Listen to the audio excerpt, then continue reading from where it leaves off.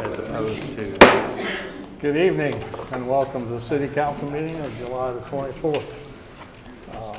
Madam Clerk, would you, I call this to order. Madam Clerk, would you read the roll call, please? Mr. Braun? Present. Mr. Shilen? Present. Mr. Moore? Present. Ms. Reclue? Present. Mr. Shiverdecker? Here. Mr. Simmons? Present. Mr. Stone?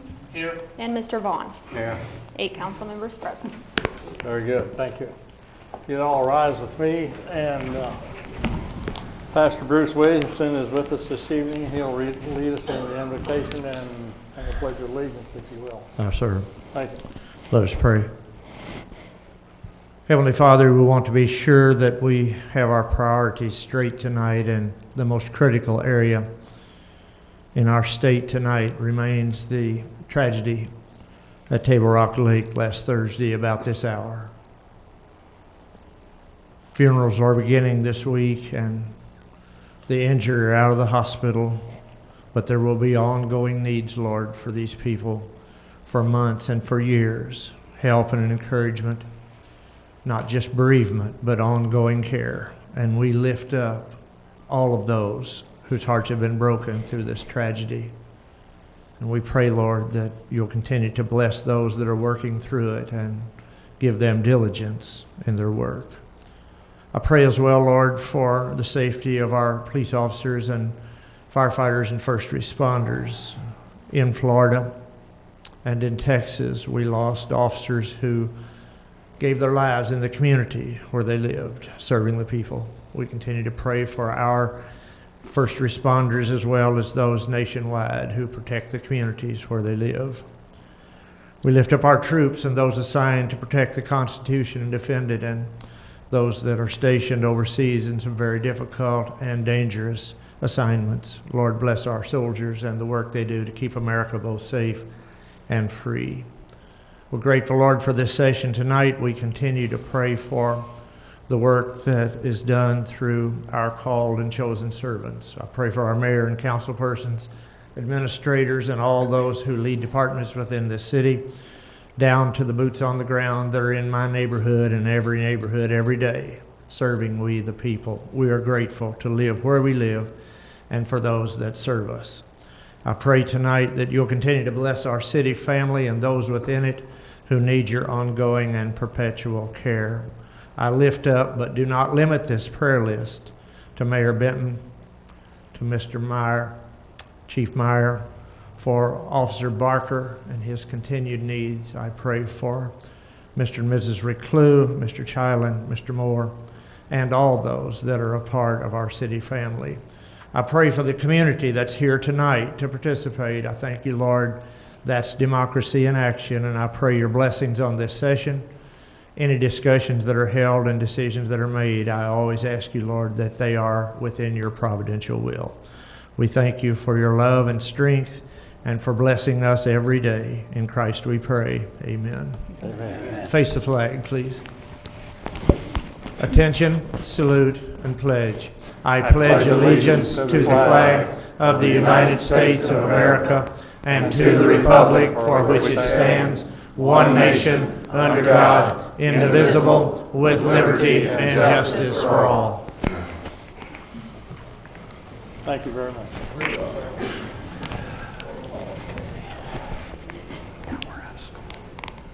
At the beginning of each council meeting, we set a time aside for comments from anyone within the community who has an item they'd like to share with the council. There is a public hearing later, however, and that will be also an opportunity to discuss that particular issue. So at this time, I ask if there's anyone present who would like to address the council. All we ask that you limit your comments to 5 minutes and give us your name and address. Did I hear you right, sir? Is this on bill number 1510? No. This No. is just comments from visitors. General. Just general comments. Okay. Or can I make my remarks now, or do I need to? Sure. All right.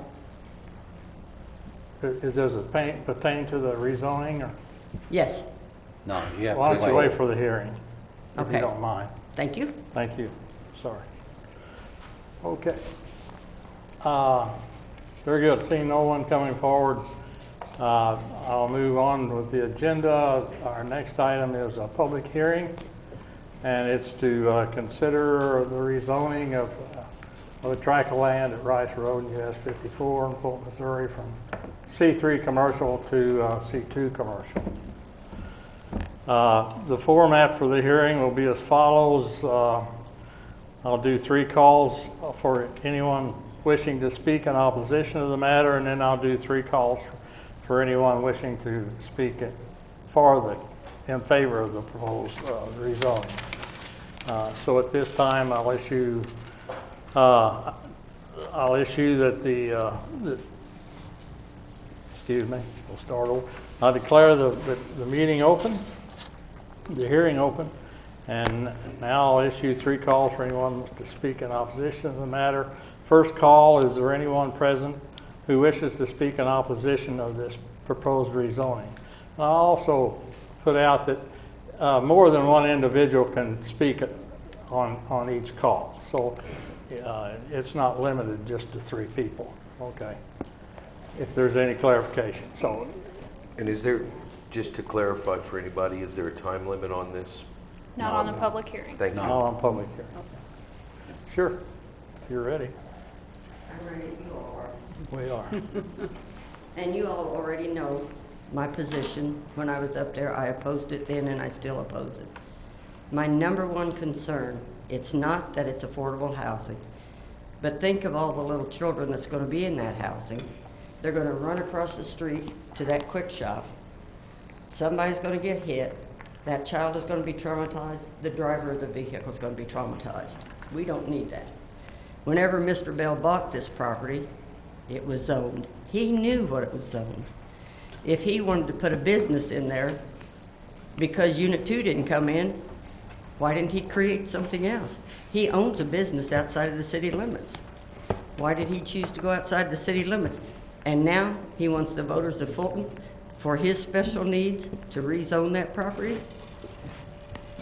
In my mind, all of you sitting up there, and you as well, Mr. Mayor, you were elected in those positions to represent the citizens of Fulton. Numerous citizens have come before you in the past and told you they are not in favor of this rezoning. Therefore, I think it's time for you to listen to the citizens of Fulton and do not rezone this. If Mr. Bell wants to put a business in there that is justifiable to the location and not hurt anyone, let's leave it at the zoning. Bring his business from the county and put it there, whatever. But I'm not in favor of the rezoning at all. Thank you. Ms. Thank Gray, you. could you state your name and your address for me, please? Emily Gray, 112 West Oliver, Fulton, Missouri. Thank you very much. Thank you.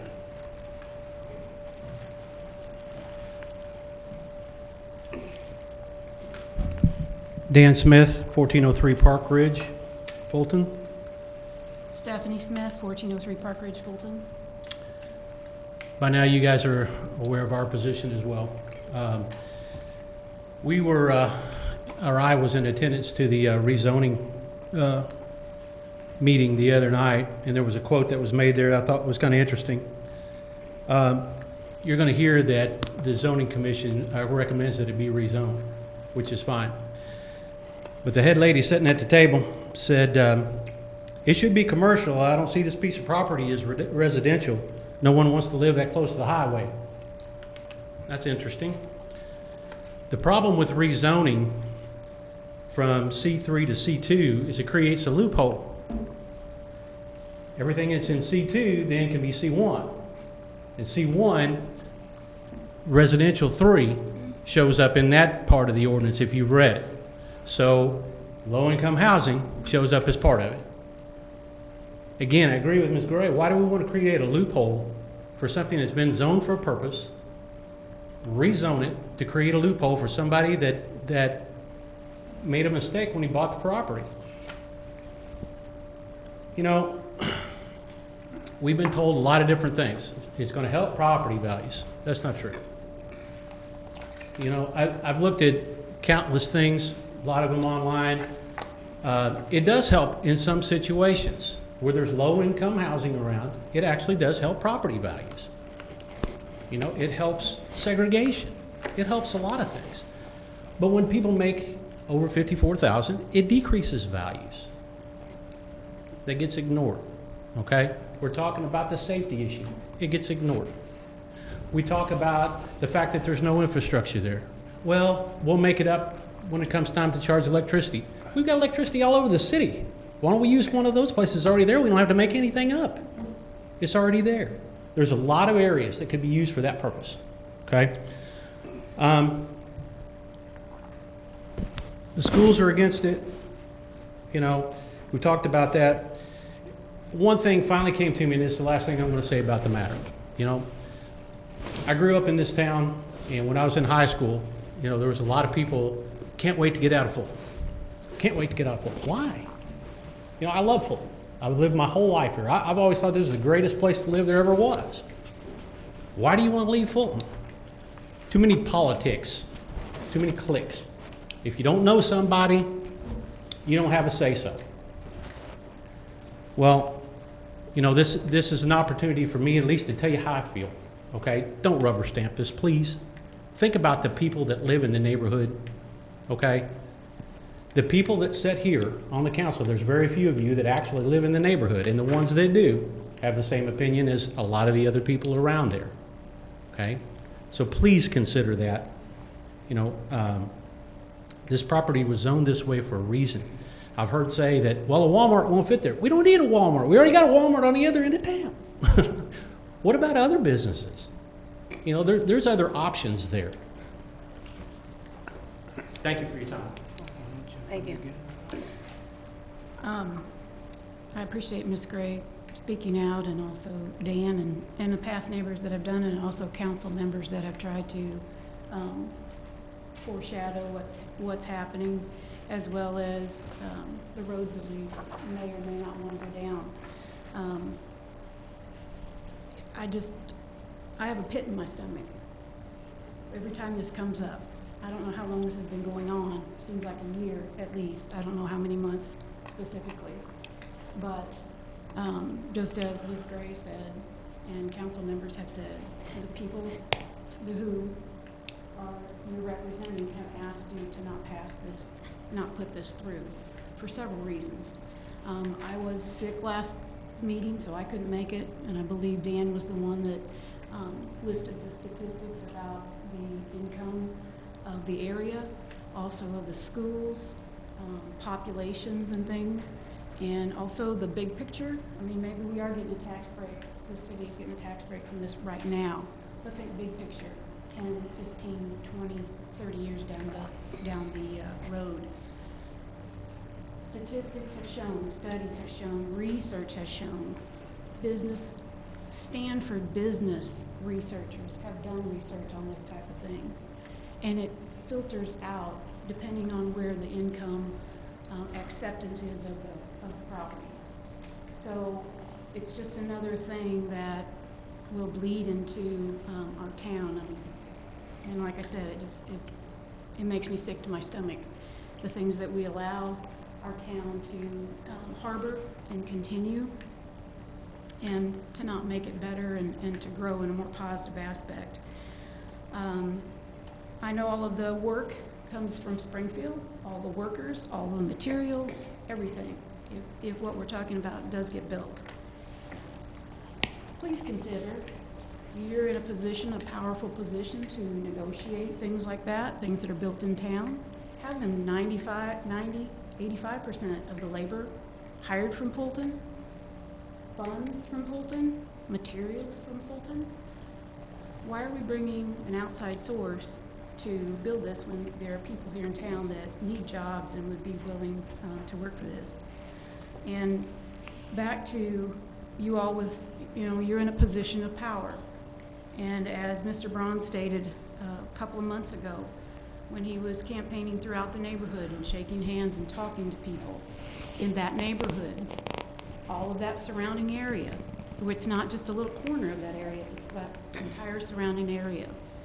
100% of the people that he talked to were opposed to this. Not a small majority, not a large majority. 100% of the people. And like the previous speakers have said, it's not the idea that it is a fixed income place. It's the aspect of it. It's the principle of it. It's what it's going to bring into our communities. I think I stated before that our schools are busting at the seams. And we've got some neighborhood members and community members said it's a done deal. Schools are already asking for money. They're hiring extra teachers. They're trying to find some funds for these extra people that are coming into our community. So the pit in my stomach is mostly there for that. Is it a done deal? Is there nothing that we can say as people that are affected by this and live in the neighborhood and pay taxes that can say for this? I've been working since I was 12 years old. I'm an old lady, about 150 years old, so we could work when we were 12 years old. But I've been working 2, 3 jobs ever since I was 12 years old so that I could make sure my family had what they needed, we had what we needed, we could pay bills. Our family works hard. I'm sure everybody in this room works very, very hard. But when you work hard for that kind of a environment and a community, and it just gets chipped away and chipped away, it's kind of like getting punched in the stomach all the time.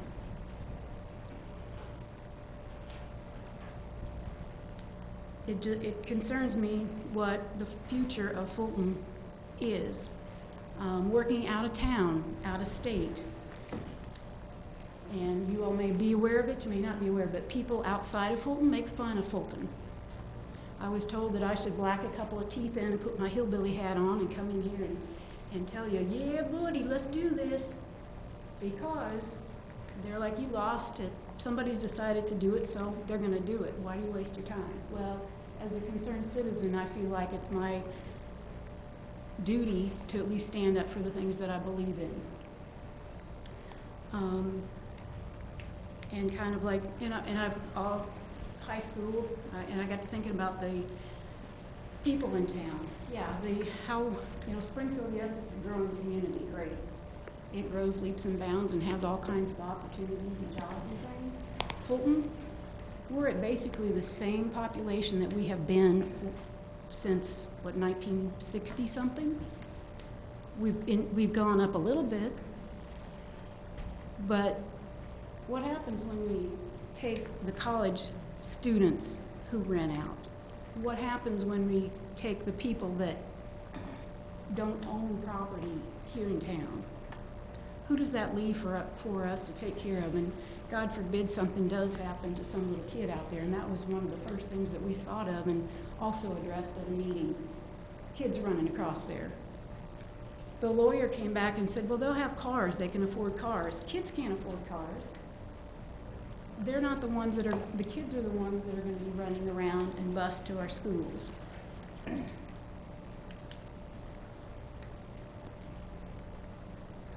As a teacher for the last 20 years in this town, I have seen the numbers go down, unfortunately, with the transient people that we have in Fulton, that they don't have a place to settle, they don't have a place to call home, so they don't have a lot of ownership in the community, and some of them are struggling just to get by. The schools do the best that they can to help those families and those students, but it's a fact of the numbers. And the numbers that we get in the school system are not suggested. They're not, we need you to look at this guideline, we want you to set these high priorities. It's a standard, and it's set. And if we don't meet the standard, if we don't have 95% attendance 90% of the time, the schools lose money. If we don't have the scores that we need, our schools lose money.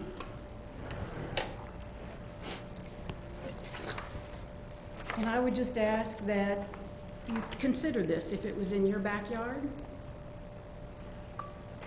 would you still okay it? How many people do you think would be here if we were building this out at Tanglewood out by the golf course. That'd be a great place. There would be people to help take care of the greens out there. There would be jobs. There's there's a doctor right across the road there. There's an empty building that I think the fire department's gonna set up house in. So you've got all of that land. If this is something that you want to do, think about where you put it. You've got the par 5 open. You've got the splash park there. You've got Subway there. You've got a hair cutting place there. They're right downtown. Everybody that might not be able to afford the car could walk to and do whatever they need to.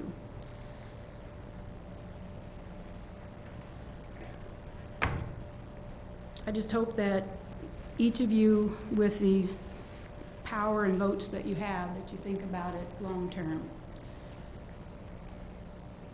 I'm proud of Fulton. I've worked other places and I've lived other places, but I came back here because this is home, but it's also, it used to have a lot more values than it has recently. So I'm asking each of you to consider, please. I'm not rambling. I don't mean to waste your time, but please consider all of the facts, all of the far-reaching areas that this will touch.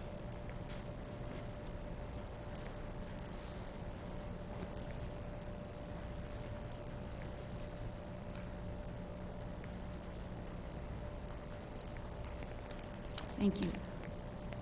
Thank you. Very good. I issue the second call. Is there anyone present who wishes to speak in opposition of this proposed rezoning?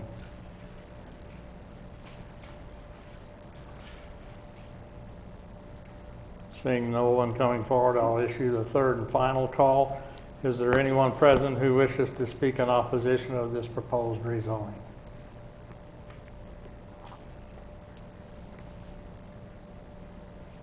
Very good. There will now be 3 calls issued for anyone wishing to speak in favor of the matter being considered. First call, is there anyone present who wishes to speak in favor of this proposed rezoning? I'm going to get close to the mic because I can't hear anything anybody's saying. Some of it's age. I guess I'm getting to know you people. Geez, I don't know this is going to have such a profound effect on this town. We couldn't sell this property at C3, and we decided to move down to C2 when we talked to some people, and that's the reason we did it.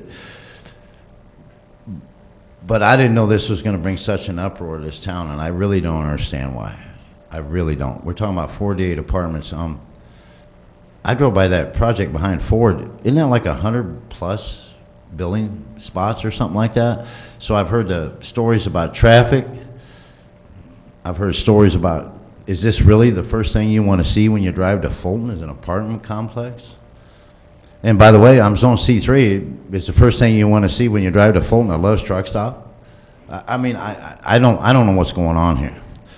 I don't get it. This is not welfare. And I think there's a misconception about this, that this is some kind of welfare project. And it's really not.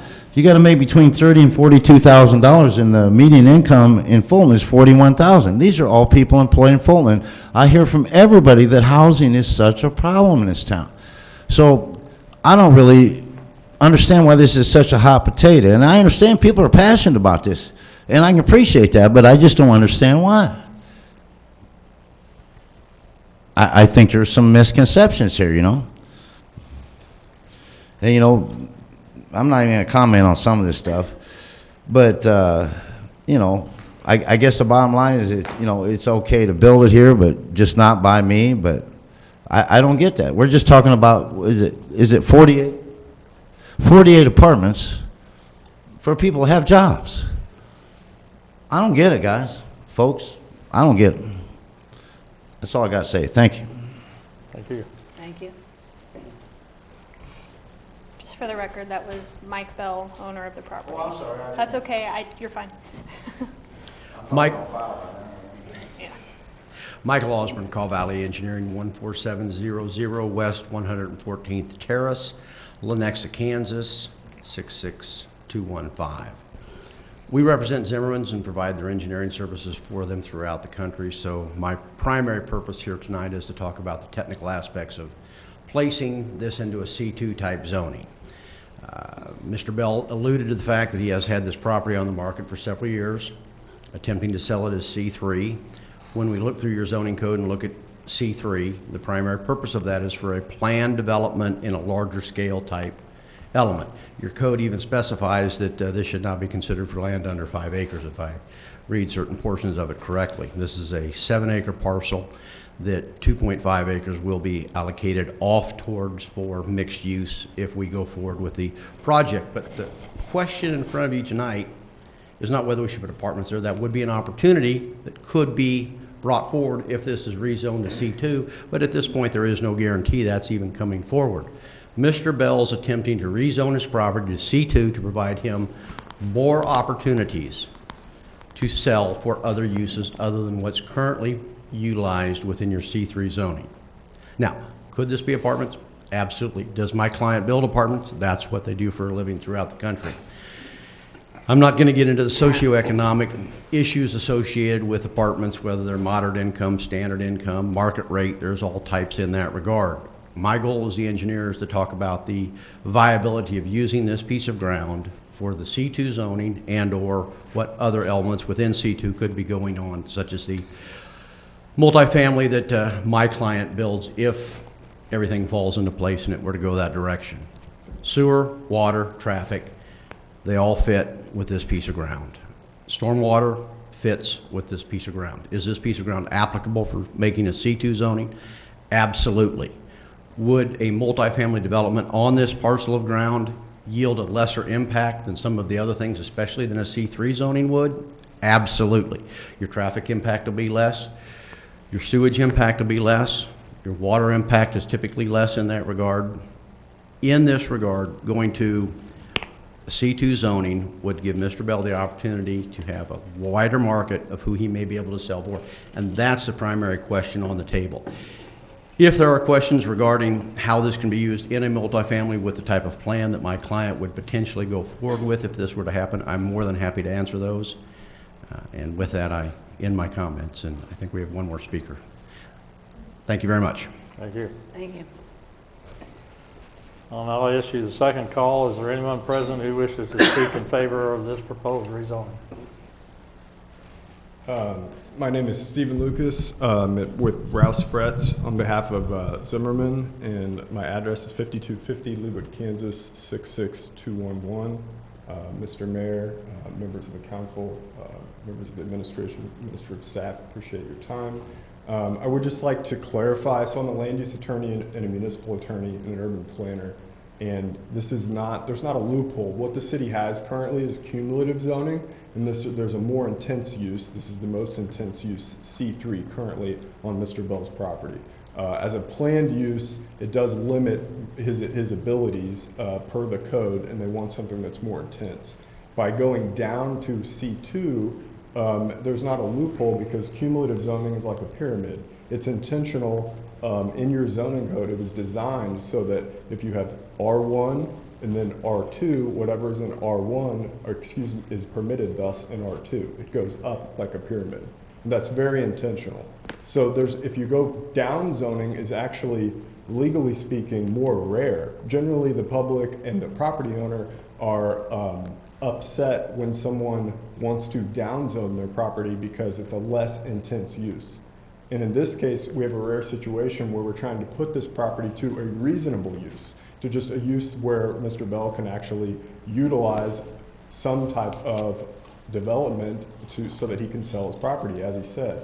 What we're talking about here is not it's not a matter of looking at upzoning. Again, it's a downzoning. So the city legally, Missouri law is clear. The city may downzone property unless doing so would be unreasonable restriction of the use and a sudden shift in the government policy as to frustrate the legitimate investment-backed expectations. So in other words, Zoning process, why do we zone? Well, we zone to, and we design to implement growth and give economic opportunities and to better the community as a whole and to allow expansion of economic opportunities and benefit the area and benefit the residents and the community as a whole. So all of these pieces come together.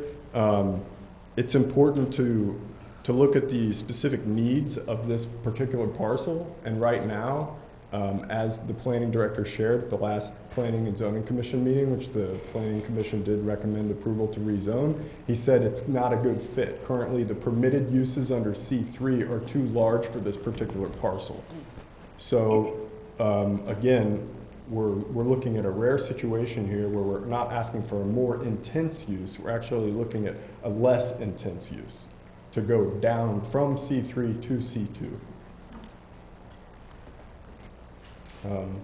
So I thank you for your time, and if you have any questions, I'm available to answer them. Thank you. Thank you. Mr. Mayor, I certainly do have a couple questions when that time is appropriate. Okay. Thank you.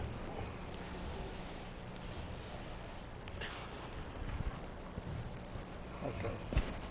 Yeah. In a hearing, do we have? I would finish the hearing and then we can ask questions after. Need to clarify for you. Sorry. I'll issue third and final call. Is there anyone present who wishes to speak in favor of the proposed rezoning? Thank you, Mayor. My name is Ben Mitchell. I'm with Zimmerman Properties. I'm just here mainly to answer questions if there are any. We are the ones who intend to build the apartments if we're successful, not only with the zoning but with the financing. This would be our third project in Fulton, going back to the year 2000. It was our first apartment community, which was 48 units. We built another 48 units in 2009, and now we're back because we think there is a huge need in the Fulton area for more apartments for the working class, as one individual said. This is, you have to make a certain income to qualify. Our existing apartment complexes total 96 units. We have a waiting list, so we have a proven need, not only for the community, but for our existing apartment complexes. So I don't want to go into to take up a lot of your time, but I am here mainly just to answer any questions you might have for our proposed project. Okay, very good. Thank you for your input.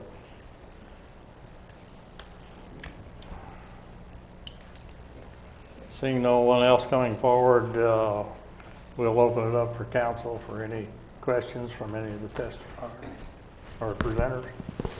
I would be happy to go first. And this is, I'm not sure who might answer a couple of these questions, but if rezoned, will the Zimmerman Group go through with the purchase, or will they wait to see if they get the grant money? Okay. And the second part of that, what is the benefit of the grant money to the Zimmerman Group in dollars? The benefit to us, but it enables us to build 48 units. Okay. Is the, in the grant, is there not tax credits?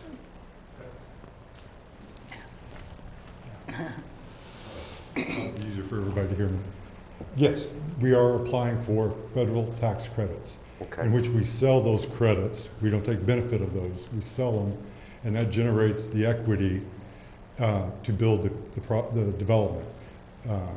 Because of those restrictions, the rent restrictions, it lowers the amount of debt that we could secure if we were building a market rate property. So it's offset, but that's what the credits are for. We sell those, it generates the equity that we would otherwise be able to get if we charged, you know, right, our proposed rents for a 3-bedroom is around $575. We would normally, market rate property, we might be charging $750 to $800.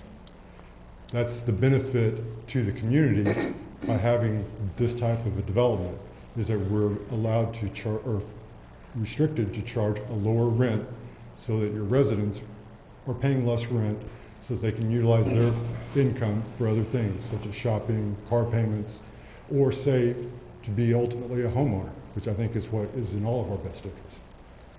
So back to my question. What is the dollar impact to the Zimmerman Group? Do we have that? Do we know what that number might be or There something is close? yes, there is a development fee associated with this.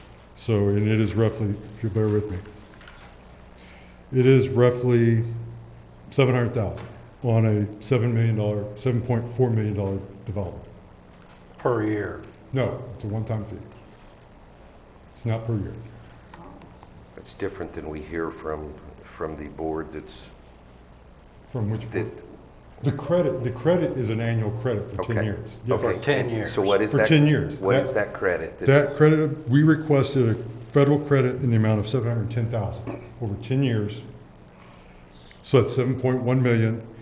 The equity projected is roughly 6.4 million of that 7.4 million total budget. Also have a question. Yes, sir.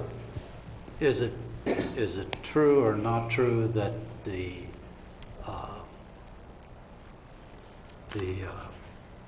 housing tax credit that they get also is funded from the school district No, sir. off of the This top is- of their federal money? No, there is no, no, That's that is not true. That's not the No, answer we this get. is an IRS federal credit program. But they get their funding, the top of that funding that the schools get, they lose funding from the federal government off the top of that. No, they do not. There is no loss to the school districts associated with this project. In fact, the dollars per acre in tax generation that would occur for your school district would be greater than any single-family development that would be put on that. The dollars over the 5.4 acres that we'll develop will be much higher in tax revenue for the school district than the dollars per acre in a single-family development. Because we're dealing with a $7.1 million property on roughly 5 acres. I don't find many of the residential subdivisions in this community that generate that high of a value on that small of an acreage. The tax mill levy is the same, whether it be on our apartments or on any single-family home. So far as the school district is concerned, they will actually get greater money. When the school district had an issue with this, they thought that there was a matching state tax credit associated with this project. The state of Missouri did away with that state tax credit last year. So there is no longer a state match tax credit associated with it, so the state is not losing any money or receiving any less funds from taxes due to this project going forward. The only That's not benefit... true.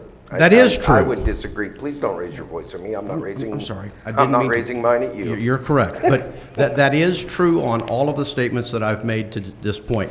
With regards to the federal tax credits that you're questioning, they are paid out on an annual basis. What they are is a credit that is provided to the purchaser from us. So for example, let's say it's the Coca-Cola Corporation buys the tax credits from us at a rate. They receive $700,000 a year in federal tax credits. That's a reduction in their taxes they have to pay. We, on the other hand, receive a check for, let's say, $6 million from the Coca-Cola Corporation to fund the construction of the project.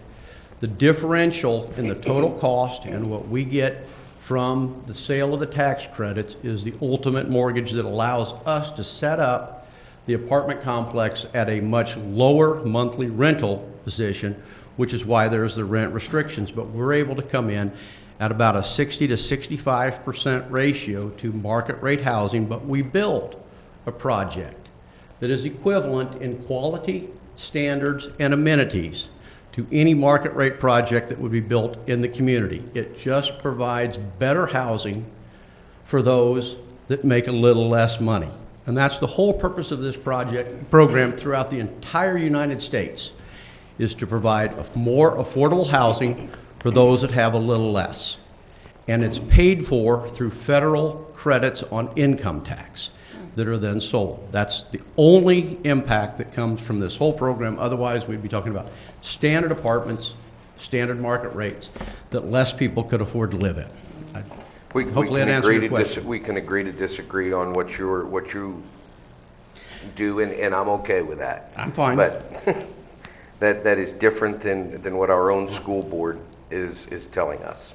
Well, that's... Not, So we can agree to and not disagree. on state money. They're No, talking and I about will- They're talking about their federal money they get federally. There's no impact to the school. Well, that's not what they say. This is from the IRS, it's not, and I would, That's I do not want what to they clarify, tell us. sir, if I may, something you said. The two developments that we currently have did utilize state tax credits when they were in existence. That program doesn't exist. So I don't know if. I understand it runs for 10 years. No, but I mean, in addition to federal credits, those two developments that we already have in Fulton did utilize state tax credits as well. This development does not, because that program doesn't exist in the state of Missouri.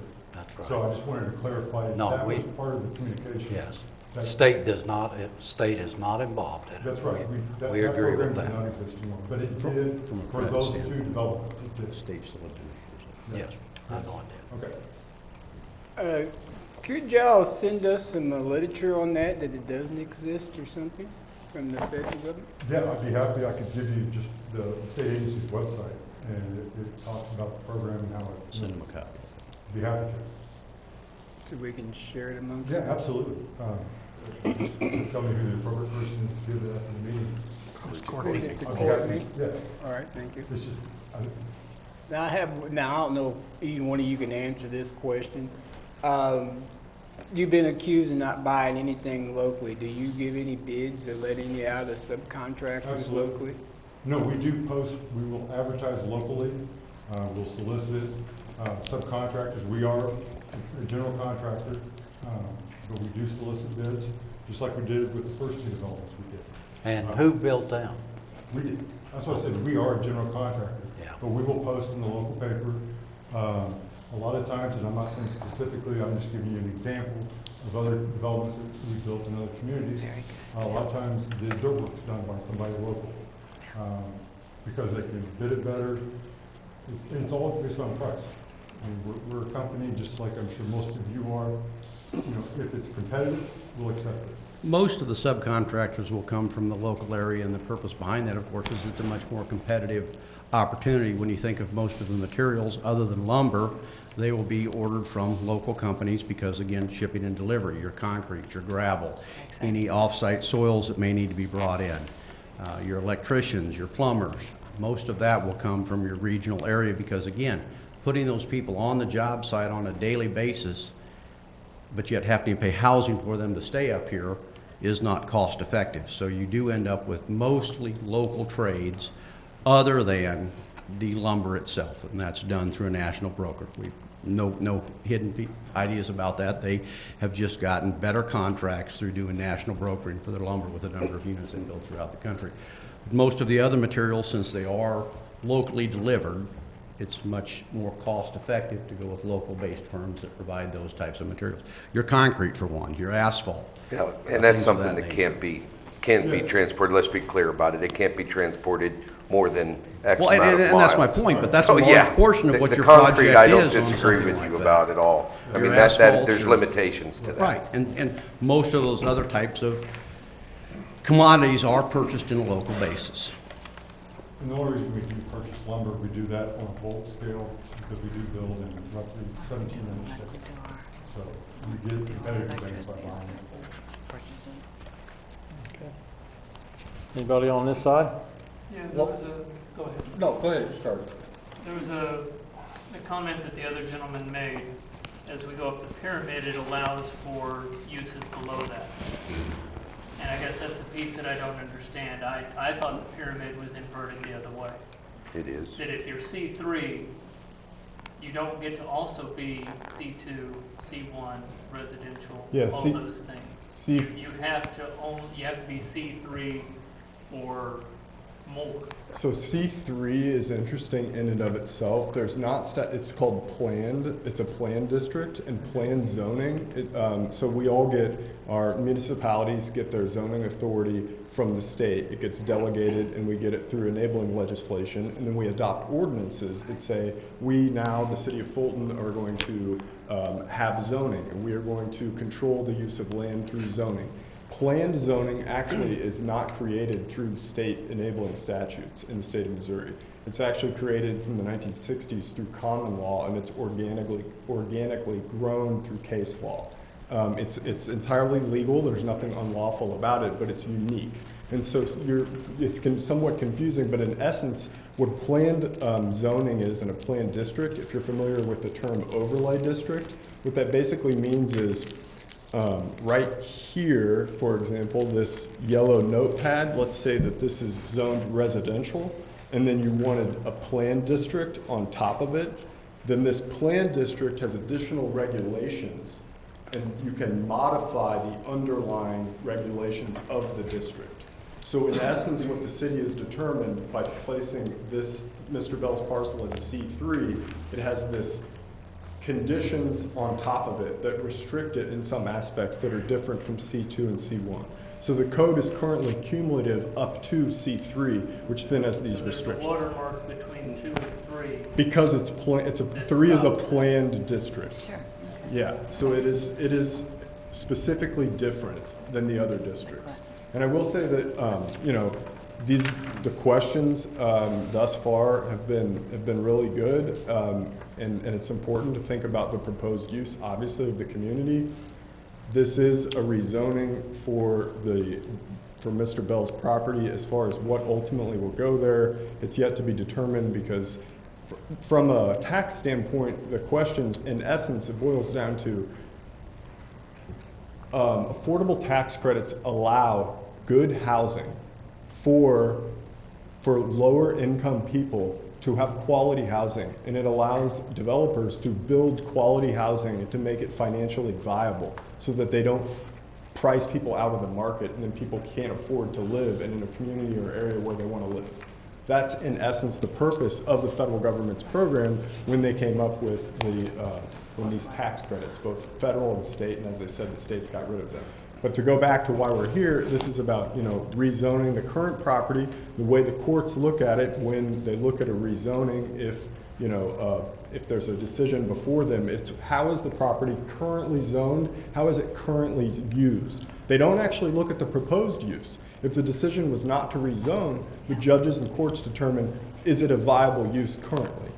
And as the planning director mentioned during the last Planning and Zoning Commission meeting, it's just not a good fit. The size of the parcel for the intended and permitted uses under the C3, under the current zoning code, they don't work very well for this parcel. And that was, zoning, it's an ebb and flow like anything else. Property owners, residents, they're not entitled to, legally speaking, to have a vested right in the continuation of zoning. That's why you all, as the legislative body, can change zoning. You can rezone and change it up, or you can rezone and change it down. In this case, we're asking for a less intensive use. What are the other opportunities that you're looking at for this property? Are there any other opportunities that you're looking at? I would have to look at personally, I can't answer that one. If you want to address it. Jeff, they had talked about potentially putting some retail stores, the Zimmerman Group, and that's not. That's what I'm waiting to hear. And that is part of, again, speaking for Zimmerman Properties, we would allocate roughly 5 acres of the land for the residential use. The balance out closer to the highway, closer to Business 54 and Rice Road, we would set aside parcels for out pads, basically. You'd have about 2.5 acres for an out pad. It's a little tight for some things. You could have a small strip center in 2.5 acres. You can have one restaurant in 2.5 acres typically. They take about 1.5 acres up in most instances on their layout. The remaining parcel gets a little tight in the corner. That's why I go back to more one. You wouldn't really be able to break it up into two But that they could well. do that with C3. Excuse me? But they could do that with C3. They could come in with a planned use that would come in and combine everything together and attempt to allocate that. But with 7.5 acres, once you start trying to multiply multiple small pieces together, 7.5 small, and 7.5 is not large enough for one larger box. Does the zoning allow for all commercial uses under C3? Yes, it does. But the purpose behind yours, as Steve has previously indicated, is that it's set aside to do large-scale development, not on 7.5 acres. So in this regard, that's why Mr. Bell, at the end of the day, 5 acres, that usually falls under our C3. So. That's I not- guess- No, that That's is not not true. true. Okay. I thought it was mentioned before. I don't care what it was mentioned before. What your That's not code true. indicates is that less than 5 acres is not desirable or intended for C3. So could the development be planned under C3? Well, that's a question we've tried to define with your code. And, just a second. Steve,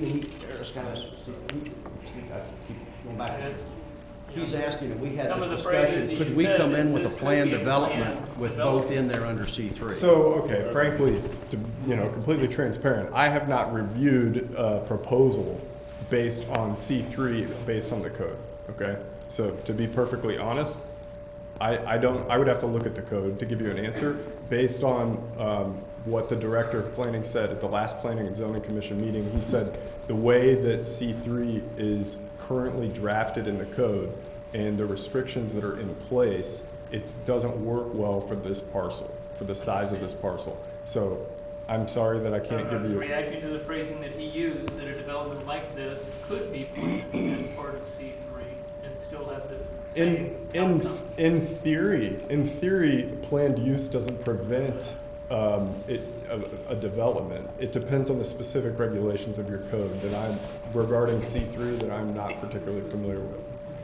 I would make the statement, and I know that it's not in line with your code. We thoroughly looked through C3 zoning to determine if we could just come in with a planned development, have you all approve the planned development, have both the housing and the commercial put together, which is ultimately what the goal would be if Zimmerman's were to move forward with the project.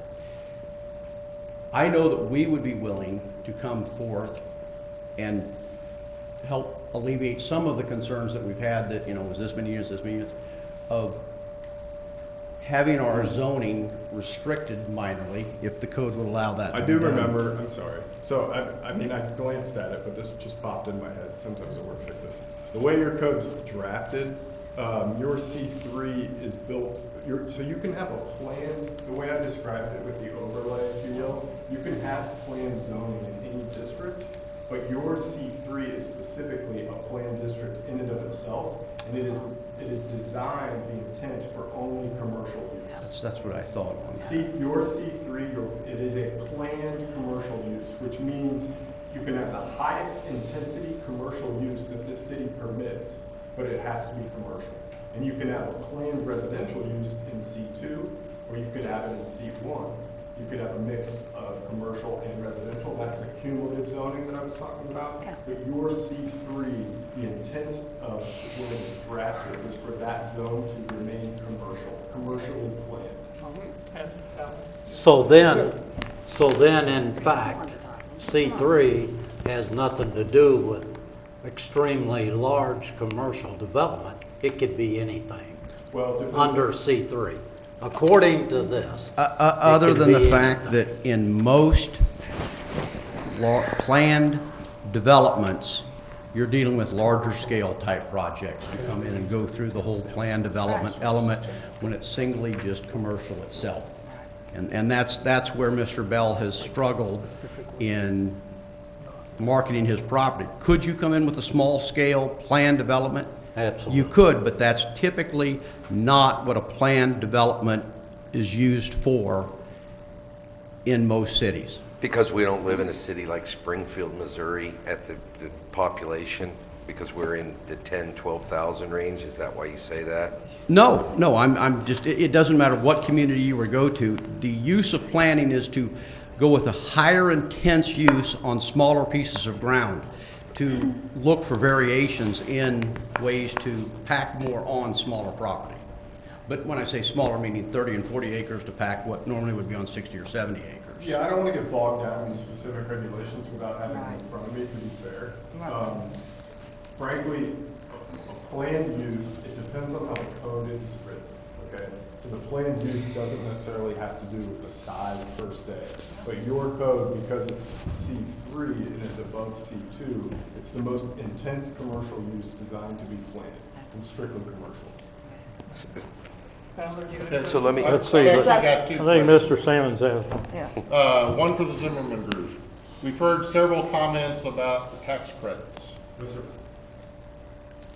If you, we're doing hypotheticals, if you do not get the tax credits and you build this $7 million approximate project anyway, versus you get the tax credits and you build the property, is there any difference in the taxes that the city receives or that the school district receives? No, it has no bearing. Okay. County will assess the property as is, Okay. based on cost, subsequently based on the performance, Okay. regardless of the financing. And that's However, exactly the reason they won't build it unless they get their federal tax. that's right. And they win as far as say that. Another question.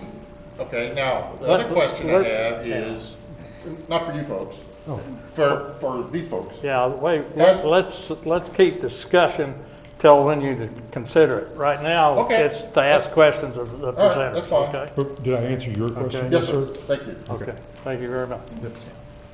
Okay, very good. If there's not any more questions for a presenter, Can I get back? I think we're done with that. Well, I'm sorry, we're still open for final call. So come ahead. Oh, I can come back? Oh, We're talking about tax credits and this and that and everything. I've tried to market this thing for 10 years. Even the building inspector, zoning guy says this property might be not big enough for C3 zone. When we bought it, I didn't know what C3, all I knew was commercial. I had no idea what the usage was. But the fact that we've marketed for 10 years and I couldn't made up with a buyer tells me there's something wrong with the zoning on this property. I need C2. Whether these guys go away or build or whatever, but I think the fact that these guys are in the picture has caused, this is where the rub is right now with this deal, because these guys in the picture, and really, okay, I understand people are upset about it, but I'm asking to down zone from C3 to C2.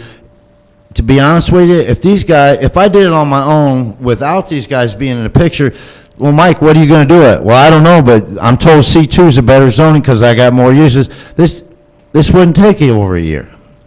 That's where I'm at. So Mike, can I ask you a question? What were you planning on doing with the property? To be honest with you, I think I mentioned that once in one of the meetings. We based it on speculation. It was 11 years ago we bought it when they were talking about building that second nuke. And I had a friend of mine in MoDOT showed me a proposal of an egress road that was going to come out from, because since 9/11 they had to put a road in, it was going to come out that property. Well, that went away, so we tried to market it, and I'm talking nothing. So when you purchased the property, what were you planning on putting there?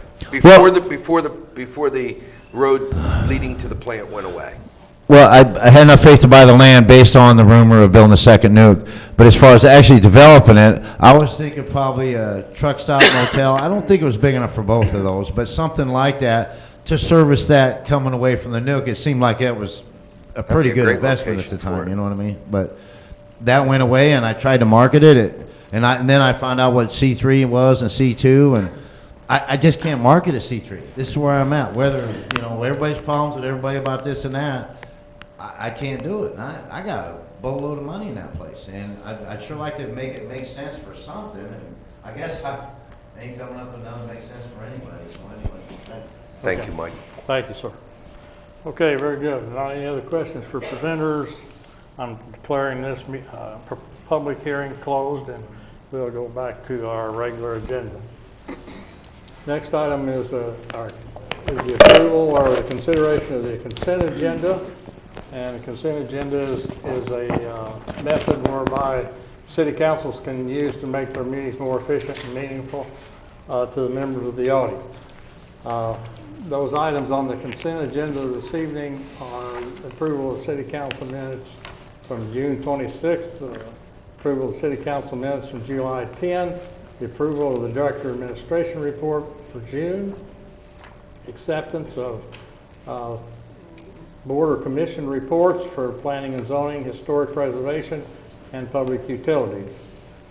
And also the approval of a request by David Beaver and the Brick District for the second annual Brick District All-Make and Model Car Show on Saturday, August 4th. If there is no objections, I move we accept all the mayor's consent agenda items. I have an objection. Go ahead. I'd like to pull item E off.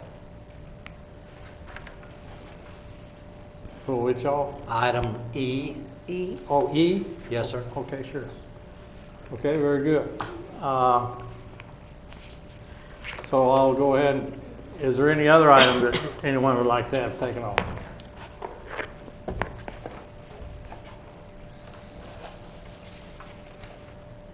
Councilman Moore, does your motion still stand? I'll with that? entertain a motion to approve the rest of the consent agenda. Yes. then.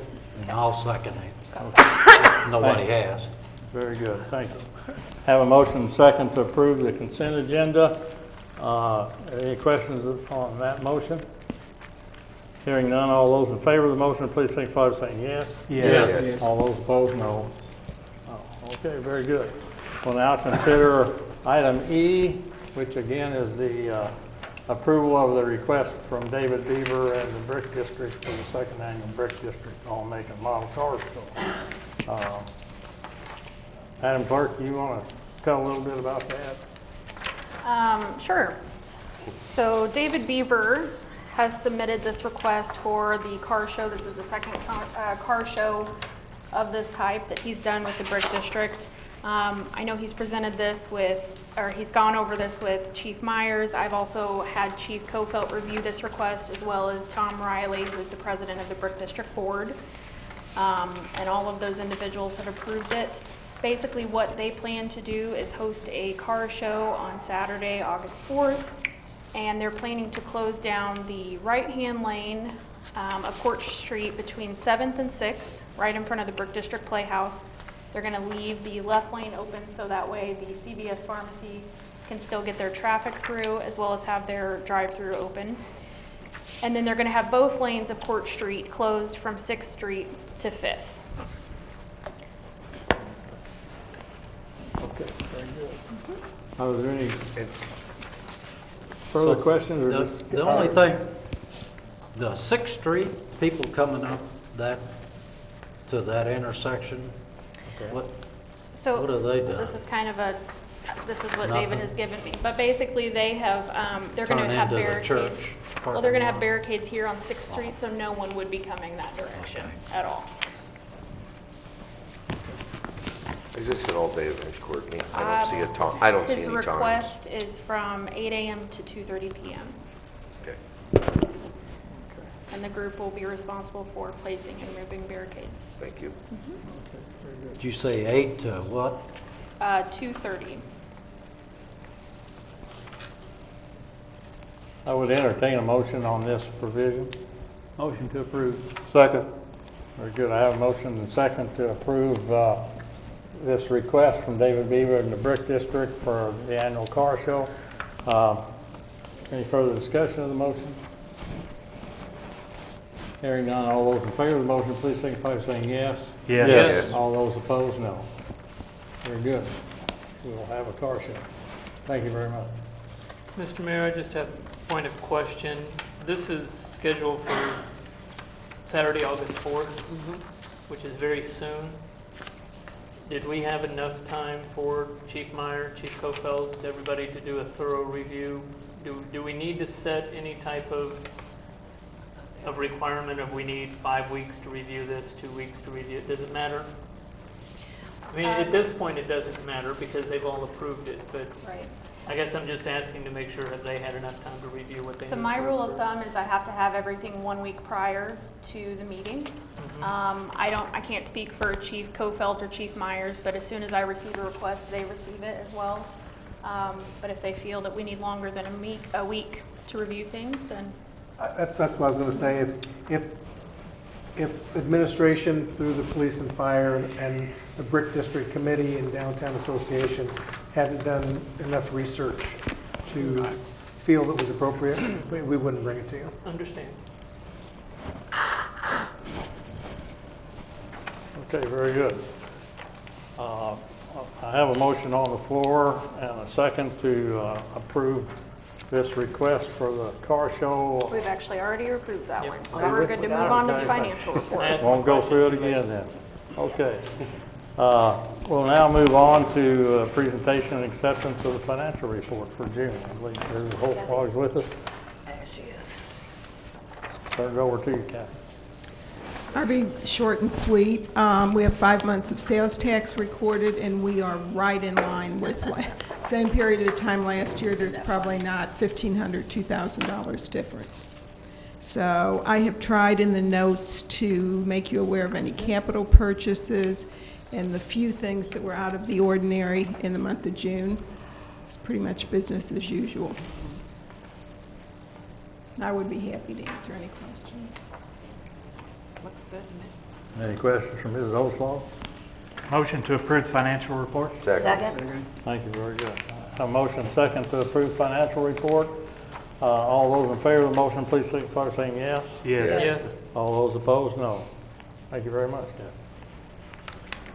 Now move on to unfinished business. Looks like we have a review on the Parks and Rec facilities. Mr. Clay? Thank you. What you have in front of you is the latest design from SFS Architects. We've been working on this for the past 4 to 5 weeks. Had a lot of back and forth conversation, a couple of meetings about it. This is the third version that we've come up with in the last 5 weeks. Please keep in mind that it's very preliminary. Probably before all this is said and done, we'll have probably 12 or 15 versions before we get to a final one. I just want to talk about some of the things that we're talking about putting in the building. On the front page, we are not talking about the gray area, which is a banquet room. We're going to talk about that maybe as a phase 2 or bidding it out as an alternate.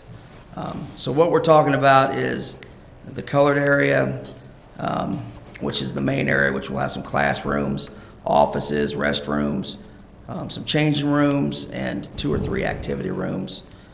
The larger area will have basketball, volleyball courts. It will have a ground level walking track. The field house area will be more of a turf area, which is kind of unique to the community since there's not really an indoor space like that. It'll probably have some batting cages in it. In between the 2 large areas is an upper level and a lower level. The lower level would be a fitness center. The upper level would be a mezzanine for spectator viewing or possibly other activities. And we would probably also have a cardio room for like treadmills and exercise bikes and things like that. So that's kind of the general layout. There's a lot of work to do still on the details of the room, how the building is going to lay on the site, where the parking lot's going to go. So there's a lot of things yet to work on. The park board has not seen this yet. This was sent to me at 4 o'clock today, this version of it. So like I said, we're still working on it. We'll get a lot of input from the park board.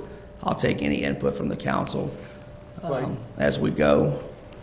I thought at one time or another we were talking about an indoor track on this. Yeah, if you see where the basketball courts and the volleyball courts are, there's a 2 or 3 lane ground level track. Okay. We don't think we're going to be able to afford an elevated track. Last cost they talked about was close to $1 million just for an elevated track. So we would probably go through. I think it'll be the size of a basketball court? A little bit bigger. As you see, it kind of goes out and goes under the bleachers. Those bleachers would be retractable. So the majority of the time, you'd probably have them pushed back against the wall, where in the morning time or late evenings, people could come in and exercise. If we had a big event going on, we could pull out the bleachers and have spectator seating. So could the track extend through the field house area too? I think that's an option.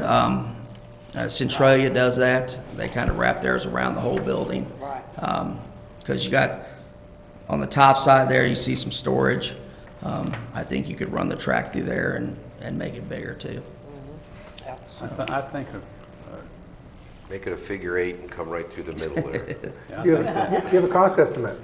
That's the kind of input we're looking for. And, I'll make note of it. We'll see. What is, without the banquet room, what is the cost of this?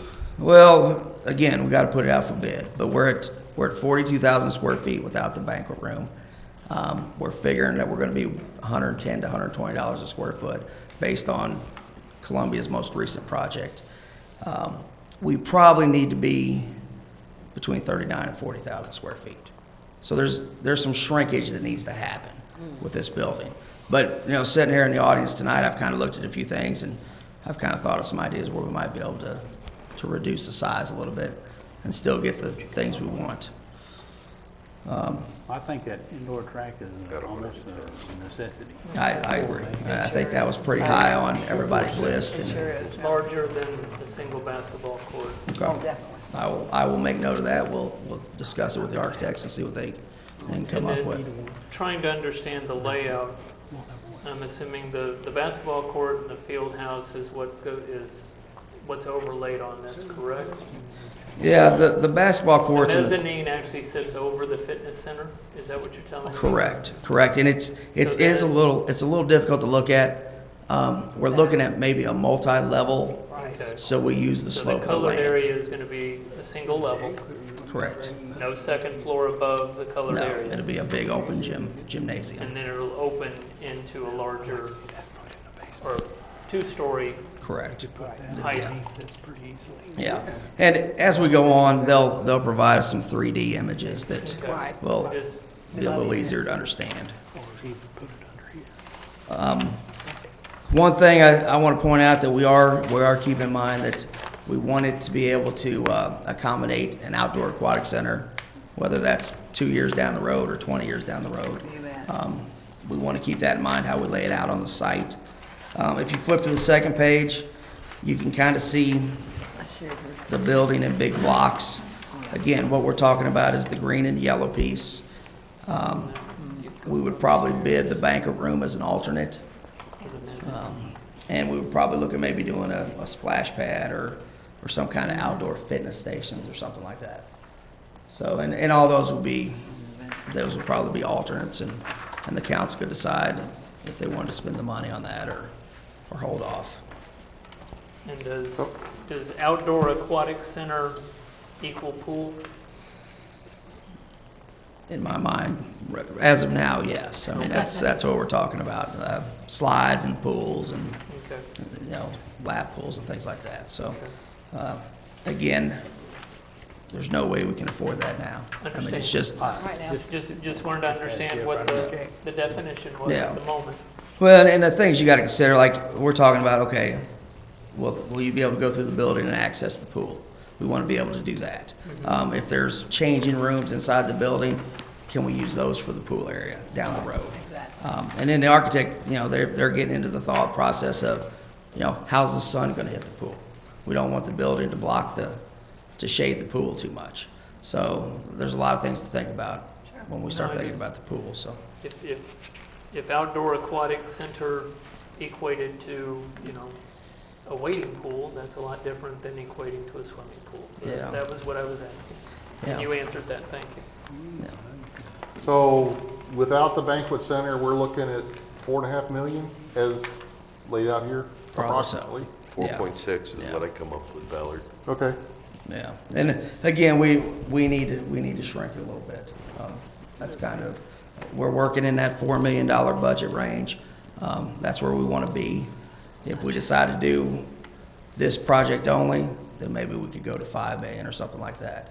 If we're trying to just still do both projects, I think we need to be in the 4 million budget. What's going on with the other project? It's ready to go. I mean, as far as the design and the specs on it, I know the engineering department's been out and they've kind of done some surveying on the land as far as trying to figure out. And the other project, for anybody that doesn't know, the other project is the ball field. Is the baseball complex. Baseball and softball complex. You got an estimated price on that?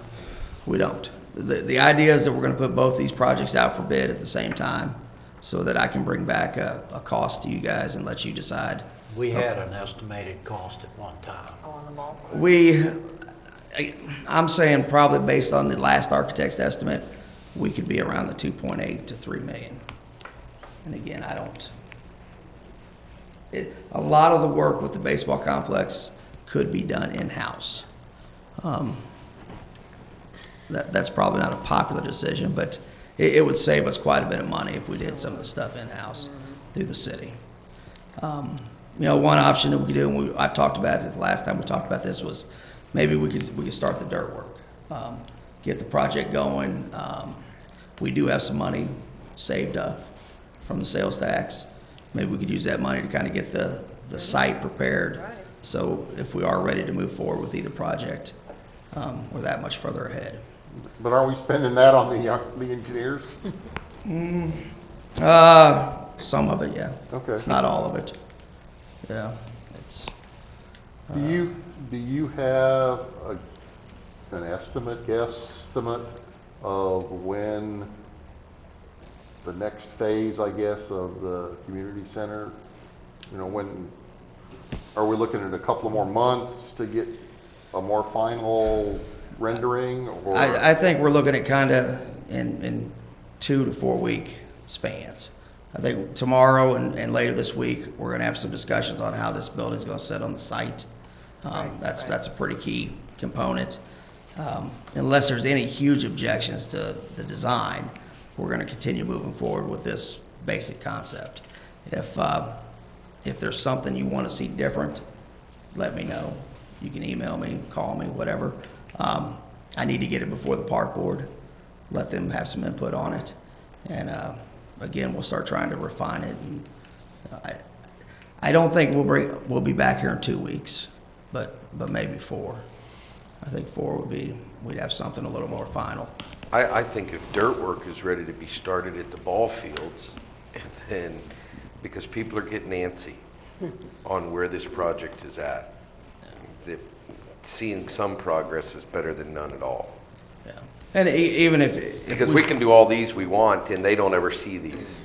I agree, and I think we're kind of at a point where we're 2 years into this. We might need to show some progress. And even moving the dirt is not something we say, hey, go start it tomorrow. I mean, we'll have to put together a bid package. It'll have to go out for bid.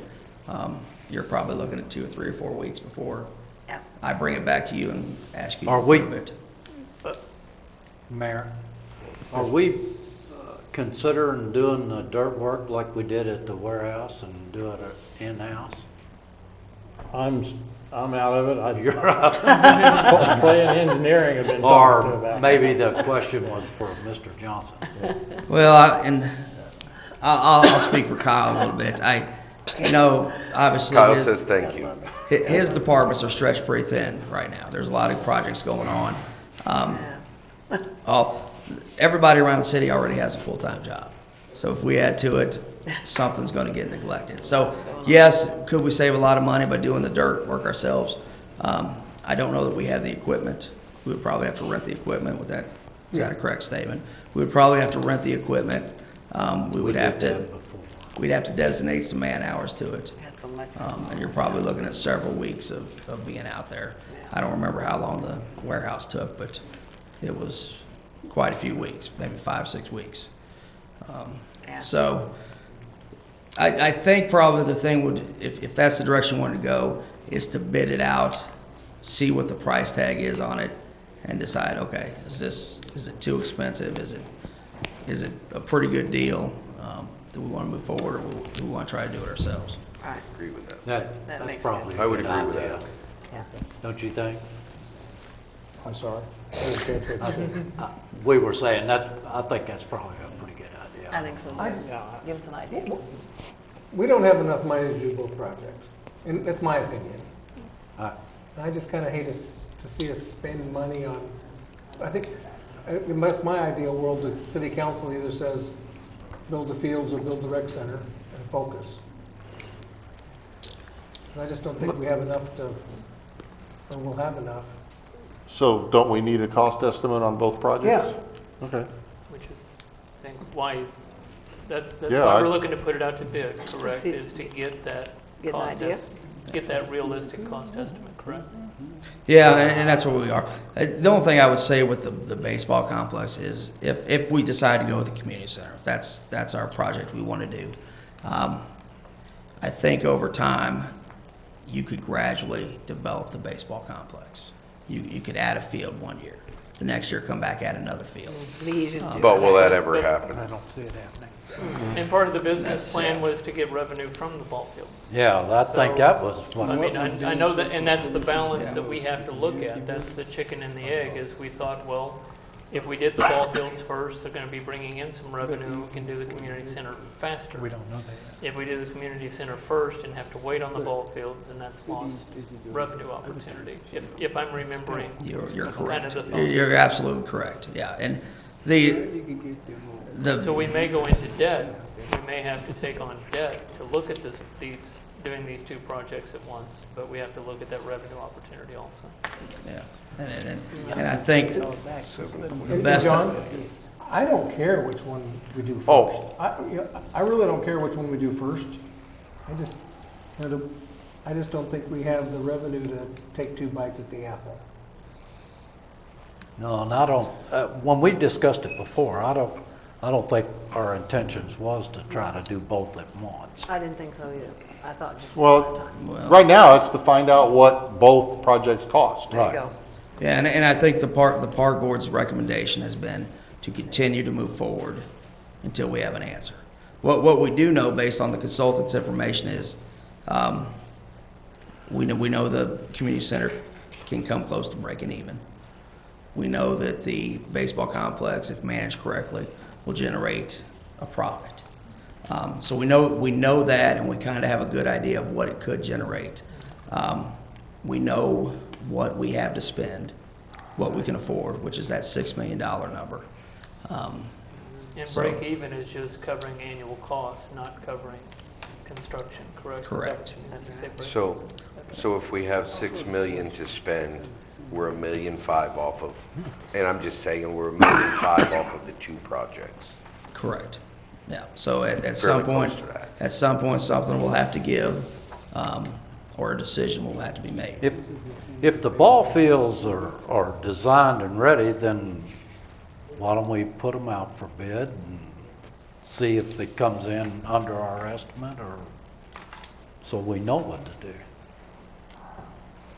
I think that's your intent, correct, Clay? Yeah, the intent was to kind of put them out for bid at the same time as separate Right. projects. So you kind of, that way you don't put one out for bid and then you're waiting another 6 months to make a When do decision you think they'll go out for bid? on this community center. On the packet, both of them? The two separate bids. I think we could probably have the packet for the baseball complex ready in a week to 2 weeks. To bid them both at the same time. Yeah. When do you think it would hit the street? As two separate projects. I'd say we're probably at least 2 months on the community center. Because the community center's not set right. Yeah. I understand. I And at mean- one time, you mentioned it would probably be about October before Yeah. you'd be ready to put And- bids out. So And we're still about there. We're okay. SFS has given us a pretty good timeline, and they've pretty much stuck to it. Once it's designed and once we know what we want, then they got to do all the technical stuff with it, all that stuff. So, and I can't speak as to how long that's going to take. Understand. A few walls, a couple toilets, and boom, there it is, That's it. done. It's easy. It's easy. Easy peasy. You and me's on the same page. But something we have to also consider is that, as we get 2 months down the road and we put it out for bid, now we're talking about the seasons and the weather. Yeah, that's the reason. And there has to be some thought given Ball to, field bid. there has to be some thought given to the timing on the ball field. Because you don't want to have a ball field sitting there or a ball complex sitting there All winter with long. no grass on it, and you got to wait a year to play on it. So, Turf. Very good. Clay, I one like that last idea. question. We ready to move on? Okay. On the community center, what's the lay of the land on this drawing? Are we looking at 8th Street on the right and State Street on the bottom? Are we kind of a little cockeyed? Are we? I think maybe kind of cockeyed towards the 8th Street, State Street corner. Okay. Again, a lot of that, if we can work it into a multi-level type building and use the slope of the land, Yep. we'll save a lot of money That'd work. by not having to move as much dirt. So, Okay, very good. Thank you, Clay. So now move on to new business. Thank you, Clay. Uh, Yeah. That would be. Looks like we have a request for a neighborhood block party. Is Mrs. Elzenrath here?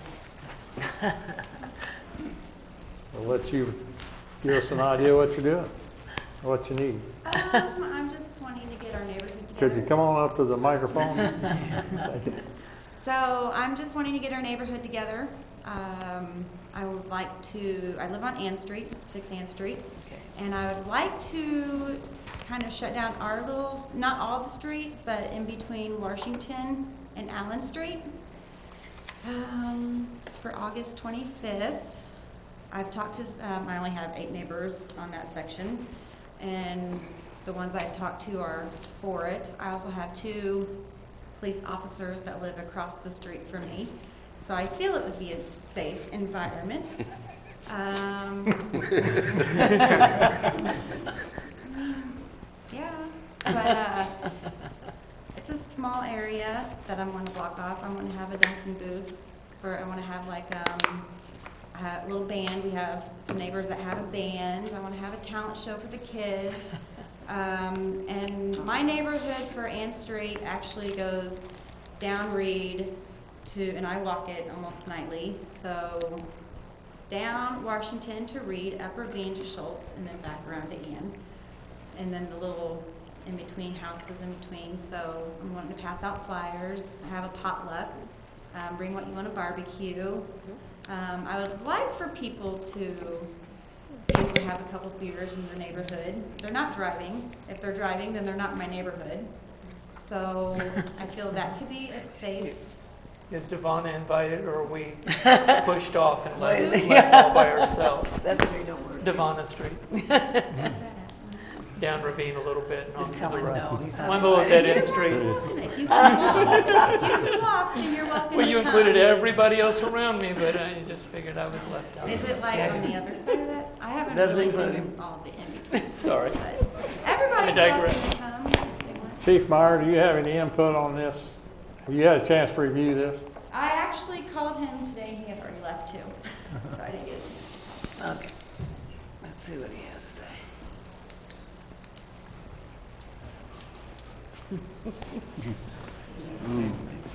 Can I go? I don't have any information other than what briefly Mr. Johnson gave me on about the party. Are you still looking at 12 hours? 11 to 11, yeah. Yeah, I would oppose that. If you're going to have alcohol for 12 hours, you're going to have problems. Okay. And we're going to have problems. And which would fall on you to have major problems. I think that, I don't know if all of your neighbors are involved in this. If one of them is not and we close the street, then I could see that's going to be an issue. There'll be some major problems there. I kind of oppose us starting to close streets to have parties. That's why we have parks. You can rent a pavilion, you can do all the things that you can do there, and it can be much safer and a more controlled environment. So.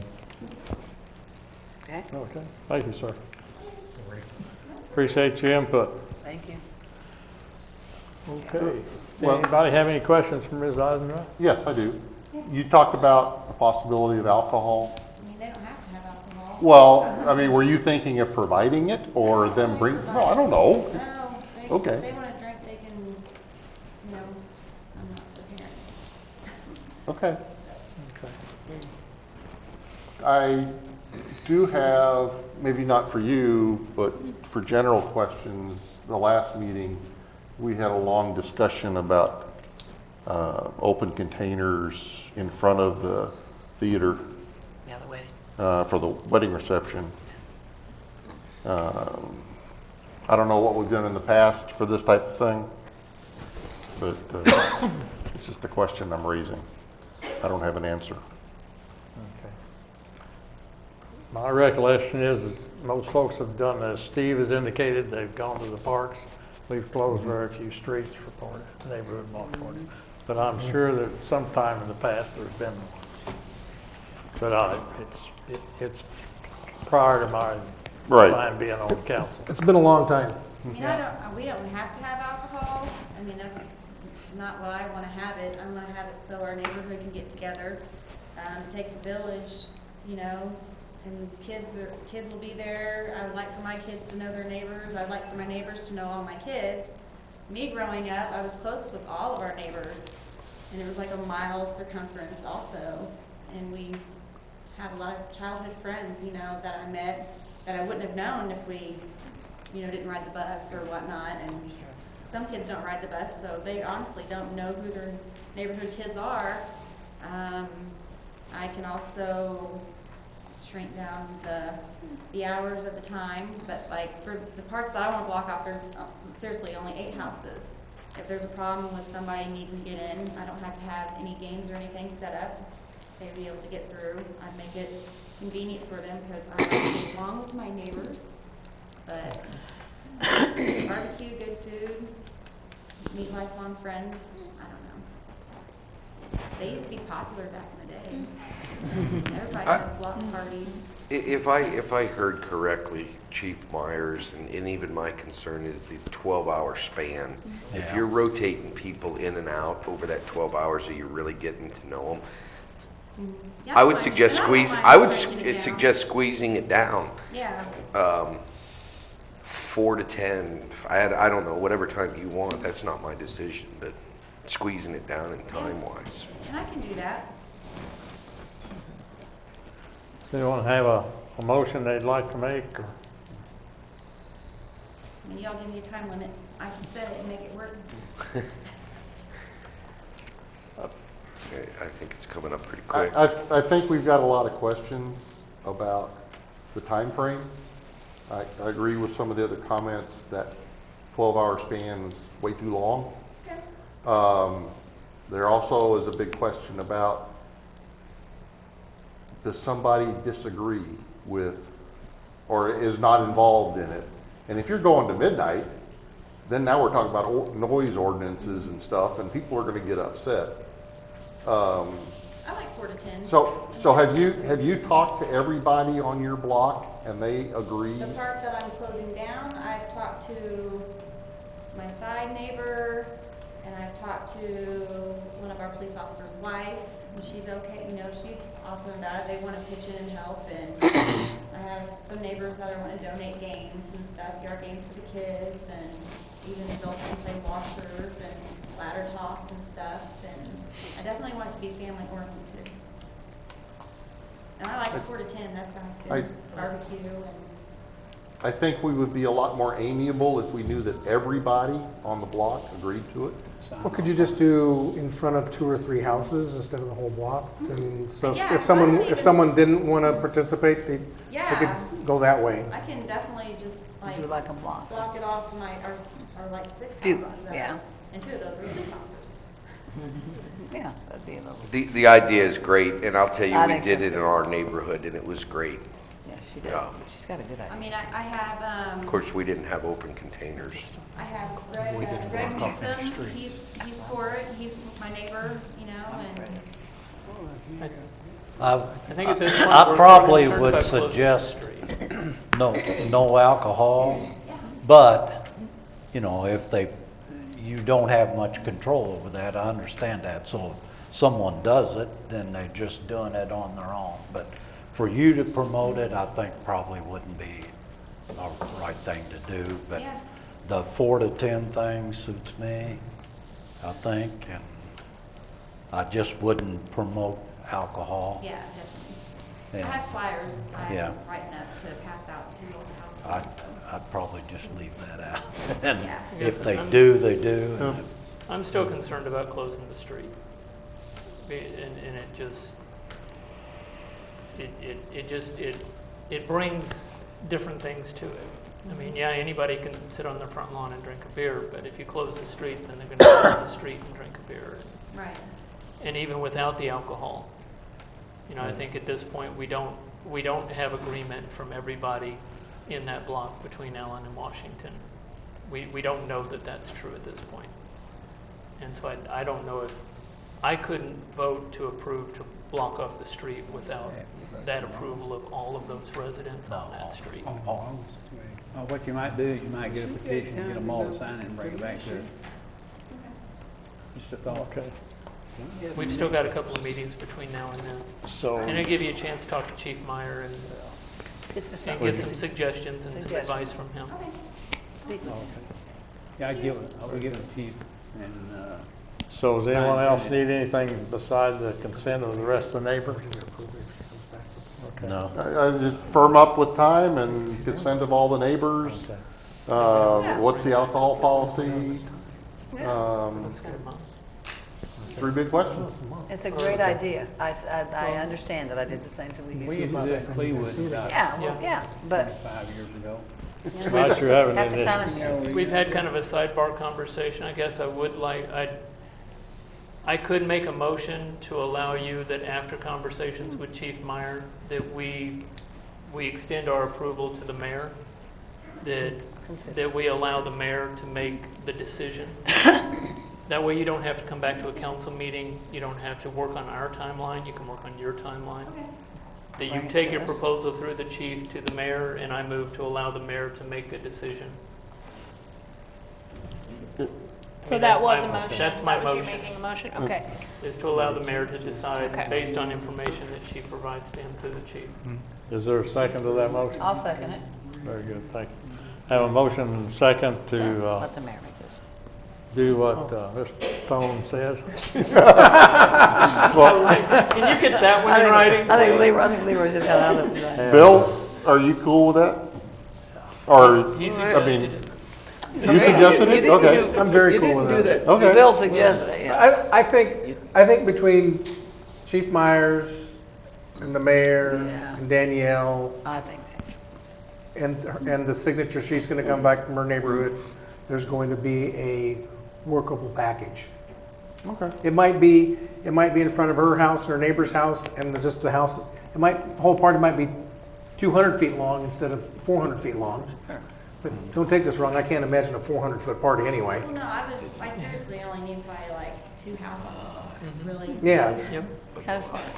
I just didn't want nobody to run us over and block off. Some strategically parked cars. So, Oh, yeah, Leroy- Let's get the kids, Leroy has the we'll get the power. kids some stop signs. Okay. Very good, we have a, And I mean, between the chief and the mayor, we can work I out think acceptable hours. I'm kind of hearing 4 to 10. some kind of, I'm hearing not block the whole street. just, yeah. I'm hearing very questionable on the alcohol. And if there is, you're not going to know anything about it. I don't need alcohol. I'm doing it for the kids. There's I know a- they said something about the park, but it would be a block party in the park. It would be neat. Oh, your ideas. There's a package in there someplace I that think so can too. work. I think so too. okay. There's a motion on the floor. It's been seconded. Approve this with caveats. Okay, if there's not any further discussion, I call for the question. All those in favor of the motion, please signify by saying yes. Yes. All those opposed, no. There you go. Okay, very good. So who do I give the petition to? You Her. can You contact Gets everything. communicate with Ms. Brand. She's the only one that does anything. Can you, when you do that petition, can you draw just a little map and say, Where it's gonna be. signature 1 is this house and this house, so we can kind of see? I'll have you some blueprints. My father-in-law does do blueprints. Oh, well, there you go. Thank you, Dave. Okay, Great idea. let's go on with Morningside cell tower discussion. This is on here purely for city council information. I'm not looking for any action tonight. I just don't want to surprise you in a Surprise. 3 weeks or a month when we bring a proposal to you. It is being proposed 2 months ago. A cell phone company came to us, and Daryl and I got together with them and we got in the truck, and anyway, he wanted to put a cell tower pretty much where we want to build the rec center. And Daryl and I said no. Then he wanted to put move the cell tower to the corner of Wood and 10th, right there where the old playground used to be. And we said no. And he was a nice guy, and it was very cordial. And he said, "So where do you want me to put it?" And I thought, well, let's not go there. But we showed him kind of, maybe all of you don't even know what I'm talking about, but the Morningside area where we store some of our salt shed, where we have a salt shed, some storage area back in there. We showed him that, and over the next month or month and a half, we have carved out a 75-foot square area in that property, which would allow for the construction of about 190-foot cell tower.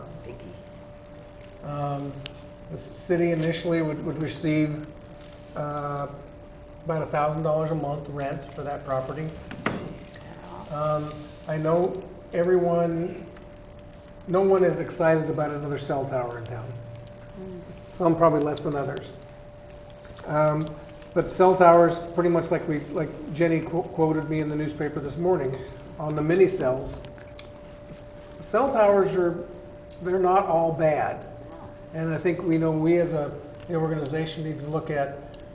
It's going to allow the citizens better coverage, both on voice and data, by improving the cell phone coverage in the community. So. As I said, I didn't want to surprise you when we come to you with this concept. Does anybody have any questions concerning where we're looking at? The base will be, probably the bottom 80 feet will be invisible from any publicly traveled road. It's just, you're just going to see the spire sticking out above the trees. Phil, now you know that you're not going to be able to hide the man anymore. I got you. That's what, So 75 square feet is a footprint? 75 by 75. Oh, Yeah. okay. So does that include the guy wires? There's no guy wires. guy wires. So Really? So standing. These are Okay, It's like the one down by the YMCA. okay.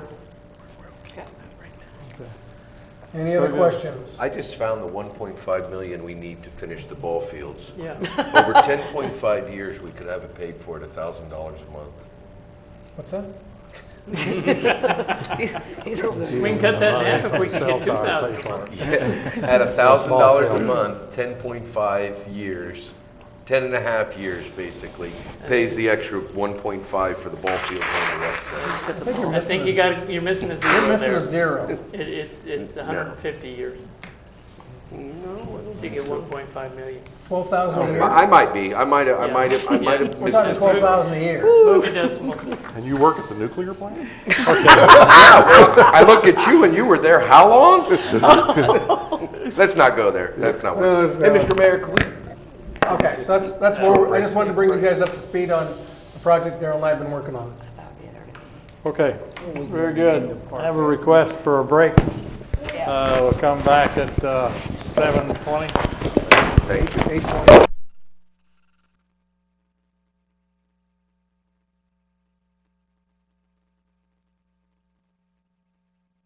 Okay, I call us back into order. Brought that up and put that in the code. That's how the community And works. I don't have the data to argue with them.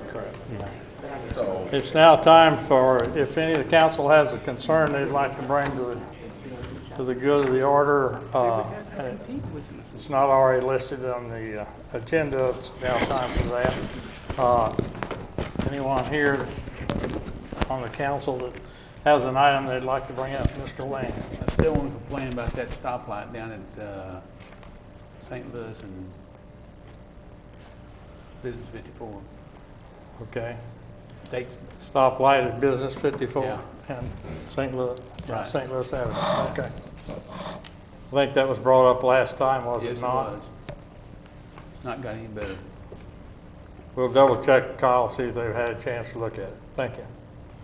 Anybody else on this side? I have a compliment for Parks and Rec. One of the items that I've brought up a couple of different times to council concerns was the looks of our parks signs. They were obviously built to include little lighting on either side of the sign, and Clay has started that process. The dog park out at the end of Westminster, whatever, yeah. It has the globes on it, and his plan is he's purchasing the globes to continue that to go on through the town. And so just compliment, thank you, Clay. Not those globes. Yeah. Cheaper, well, less expensive. Well, and, Less expensive. well, Cost effective. and just, some of them probably won't get lit. Then we might put globes on them, or the fixtures on them, without lighting them. Because some of those signs are a long ways from power.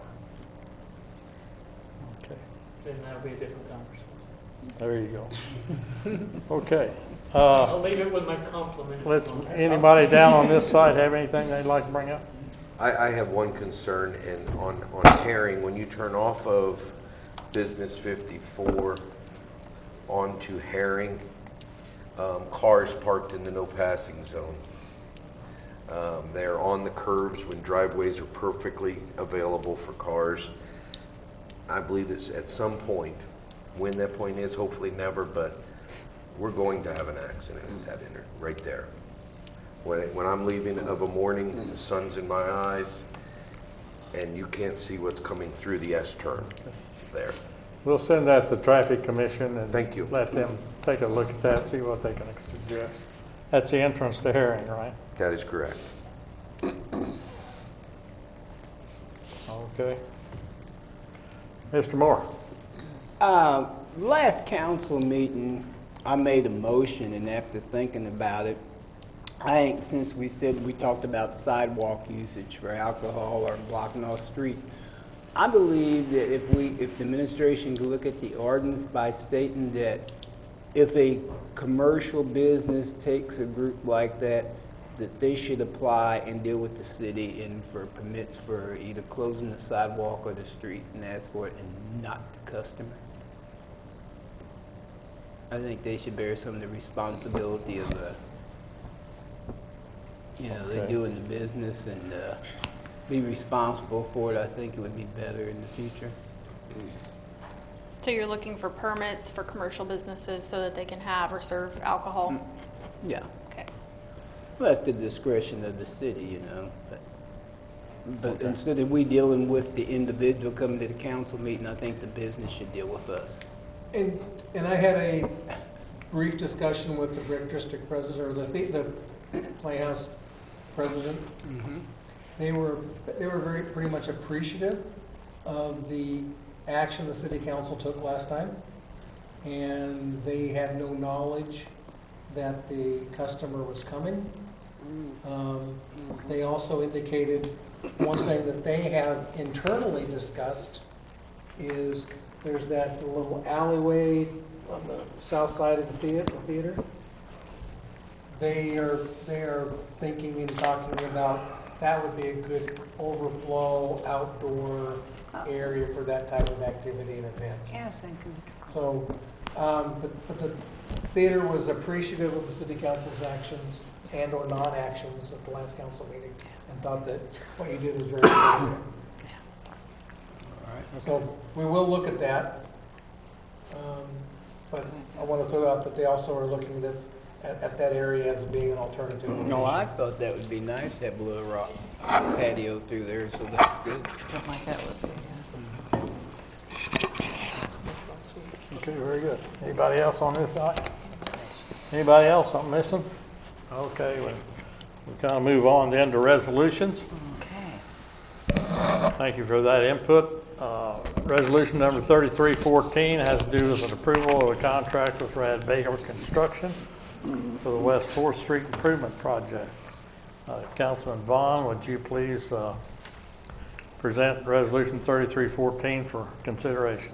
Resolution 3314, a resolution authorizing the mayor on behalf of the city of Fulton, Missouri, to execute a contract with Rad Baker Construction of Fulton, Missouri for the West 4th Street Improvement Project and to sign all necessary documents in relation to said contract. I make a motion to adopt Resolution 3314 at this council meeting. Second. Thank you. I have a motion and a second. Any discussion? The city received 4 bids on this project. The engineer's estimate was $757,000. The low bid was $657,000. What the high bid that we received was $1,146,000. We were very pleased and happy with the bids. I would like to point out that the contractor that got it is Rad Baker, local gentleman, local contractor. He's also the same contractor that did the remodel on the police station when we converted the building down there several years ago. Good. So we're looking forward to him getting started and working with him. When is he gonna start, do you know? We opened the bids on the 3rd of July. So he's received tentative notice. I'm not going to give you an answer, Richard. Thanks for being honest. That's So truthful. he's had a couple of weeks' notice to begin getting some of his performance bonds and insurance documents together and that type of thing. Usually the notice to proceed is about 30 days from the bid opening. So if that holds true, first week in August, we should be giving notice to proceed and the clock will start ticking. Awesome. Thank you. Very good. Without any further discussion, I'll call for the question. All those in favor of approving Resolution 3314, please signify by saying yes. Yes. All those opposed, no. The yeses have it. Thank you. We'll now move on to ordinances, first reading ordinances. Councilman Simmons, would you please present Bill number 1510, which is an ordinance that rezones an area within the city of Fulton, Missouri, located at Rice Road and US 54. If you would present Bill number 1510 by title only, first reading. Bill number 1510, an ordinance reclassifying under the zoning ordinance certain land in the city of Fulton, Missouri, located at Rice Road and US Business 54, and establishing an effective date. I make a motion to place Bill 1510 for second reading at the next regularly scheduled council meeting. Second. Very good, thank you. I have a motion second to advance Bill number 1510. It's now open for discussion. Mayor, I have asked Dennis Houchins to come forward and read Okay. a section of the notes from the planning and zoning meeting. That way we can enter those Okay. on the minutes for this meeting. Okay, the motion was offered by Ronald Danny and seconded by Les Hudson to approve the zoning change request made for the tract of land known as Rice Road and US 54 business, and to recommend its passage by the city council. The roll call vote of members of the commission were as follows. Mike Eibel, yes. Les Hudson, yes. Pat Kelly, no. Ken McSwain, yes. Joan Barry Morris, yes. Ronald Danny, yes. Jeremy Washington, no. Louis Beatty, yes. Motion carried with 6 members of the commission voting in favor of recommending the zoning change to the city council and 2 members, Kelly and Washington, opposed. Thank you. Very good. Thank you. Thank you, Dennis. Any other discussion? Yes. Sure. I still have concerns about rezoning this piece of property. You know, we've been led to believe that C3 is not a good zone for that piece of property, which I don't know that I agree with that at all. You know, the people that are interested in it now are interested in it, and it's zoned C3. He claims he couldn't sell it, but he's selling it to these people, and it isn't zoned C2. They're asking us to do that. So I don't know why that Mr. Bell couldn't advertise that piece of property as anything he wants and bring it to the council to change. We have a approximately 11 or 12 different designations that property could be.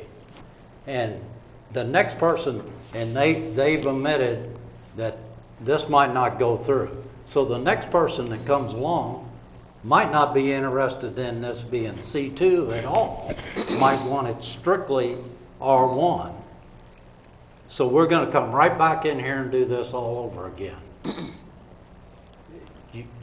You know, so I just don't see, and I kind of agree with Mr. Johnson's statement, and he made that statement at the first zoning, which got thrown out, that once you change this, the city has absolutely no say in what happens to that.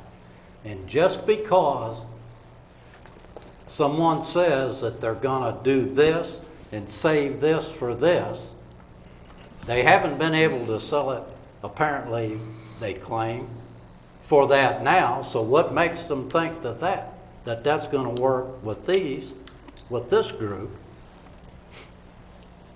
So that means then that they could do or build more complexes on up on the top part of it. We was also led to believe that this piece of property is not a good piece of property for housing of people. It's too close to the highway, it's dangerous. But it apparently doesn't make any difference for low-income housing to be built there. I don't get this.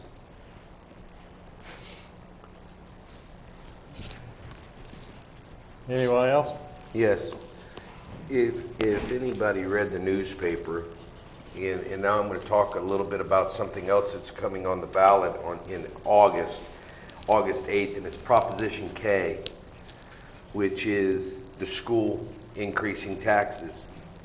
I understand the superintendent hasn't came to speak in front of the council, but in the newspaper he has said, if they don't get this increase in funding for Proposition K, that something's going to have to give. They're already struggling as it is with the schools and the state cutting funding. Every time they turn around, they're losing funding. So if we take more funding from them or put more challenges out there, there's probably nobody in this room that likes kids more than I do. And I'm going to say that, and I mean that wholeheartedly. I spend a lot of time with children, and my children are all grown. But the proper term is undesirable children coming into the school system creates hardship. If you read the article from July 19th, it specifically says you're contributing money or the decrease in funding, and then the number of students receiving free and reduced lunch in Fulton has grown over 20% in the last 10 years, which in turn causes issues. This is the superintendent that's saying this. It's not John. It's numbers that he is putting out there, 100%. So what does it all mean? I really don't know. I don't have children in the school system anymore, but I support our school system, and we have to have a strong school system to make this town grow. I see the numbers of students in all the schools at tops, and teachers can't continue to work through the ones that need more help, which is, like it or not, what we're talking about right today. I'd like to say something. Are you going to throw these kids away? What did I say, Mary? What I'm trying to say is, are we going to give up with these children? Are you going to throw them away? There's no place for them to live. There's no one to move in this town. We want to bring more in, though? We want to move more in, Mary? That's the question that I have. You're labeling. No, I'm not labeling anything. No, I'm not. I disagree. No, I'm not. Didn't the school board, not the school board, but the school district come out a couple of weeks ago publicly and say they welcome this supposed apartment complex and the Willow Creek subdivision, that the Barclay School can handle all of that? I guess I don't read that in this article that's right here from the superintendent. at all saying that. Well, I don't know if it's that article. Yeah, yeah, no, he I doesn't think it's say, a separate he doesn't article that say it came in the out. article. I think it's a separate article that came out before then. Yeah, But he doesn't know where They- he's gonna put them. well, Honestly, that's what it said. they originally came out with a letter saying no. That's right. And part of that letter was they were going to lose, they weren't going to get as much funding per person as they would have without the tax credits. Well, we're hearing the tax credits have nothing to do with the amount of funding the school district's That's getting. from one side. Well, You're what- hearing that from one side. That's fine. But they came out publicly and said they don't have a problem with it now. So, did they reevaluate their position? I don't know. I haven't talked to them. But I think we keep saying the school district isn't going to handle it, but the school district says, yes, they will. And it's not going to be a big problem. And plus, that's the responsibility of the school board to take care of the fluctuations in the kids. Because you're going to get, sometimes when there are going to be a lot more kids going to school, and then it's going to fall back off again. So then they can keep coming to the citizens of Fulton ask for a tax levy. Well, And that's what they're doing. what they've explained to us for the tax increase was they want to raise teacher salaries, and they want to maintain funding for the at-risk kids. Because for some reason, Callaway County gets a lot more people than Boone County or Cole County. I don't know why, but they do. And the state is pulling funding from that program. I agree with that. Do you think it's potentially, and But- I'm not trying to put anybody out, but Fulton right now is about 55% rental, am I correct, Bill? 49, 49. But 49% rental. Okay. But should we 49%. base a rezoning change on how it's going to impact the school district? Yes, I feel we should. And we can agree to disagree, but I feel we should, 100%. John, or all the council members, when I looked at the property and the application, it came across before I started, and I looked it over and looked at the area, and that piece of property, and Mr. Bell is asking for that piece of property to be rezoned, not Zimmerman, and I just want to take them out, okay, because they haven't purchased it. I'm talking about this piece of property that he owns. He's asking for it to go to C2, which will open the eyes of potential buyers of the property. It's C2. If somebody else comes to John to look at the property, he's still going to have to go through the rezoning, because they're not going to buy it at C3 if they can't. How can you say that, though? You Well, you because cannot stand there and say that to The them. property has sat there for 10 years, and it hasn't changed. So in its current zoning, C3, it could likely sit there for another 10 years. It potentially could, or when the ball fields start, it could go immediately to something else. It's C3 So limits. you can look at limits- what ifs a million different ways, and that's not a fair C3 what if. potentially limits the options for that piece of property. It takes out all the residential completely. But you've said that someone spoke of it not being a good spot for a residential neighborhood. Well, So- I'm not saying whether it's a good spot or not. I'm just looking at the piece of property. To zone that C2, it fits the area. There's other C2 areas in that part of the city. Get one duplex next door, Yes, and it's zone C2. and we look at it. I have two letters here. They were sent to the city, and one of them personally to me. But both of them on here is from Zimmerman asking for the property to be rezoned, not Mike Bell. I've never seen a letter from Mike Bell. There's never been one It presented to was the on our council. last Yeah, I council don't- package, his Richard, I just Yeah. have the application from Mr. and Mrs. Bell. I mean, one of these letters is dated clear back in August 2016, which they didn't even pursue it after they didn't get their grant. And I've got one now in 2018 that they're probably not gonna pursue because it doesn't look as if they'll be funded this year either. So, but Richard, it sounds like you guys, it sounds like a lot of people are against the No, apartment complex. No, I'm saying that What else? this piece of property, once we change it, we lose complete control over what's being built there. Even Bill said, you can't stop anything from being built there as long as it meets the city regulations, once it becomes a C2. And that's the only commercial piece of property on that end of town, that when you drive in off of the highway and we're trying to promote Fulton and the growth, and I think there's a better use for that land than a housing development. Then Right there, why what you're gonna say. hasn't anybody developed it? Well, you know why hasn't anybody built? There hadn't been a house hardly built in Fulton in the last 10 years. The boom's only started.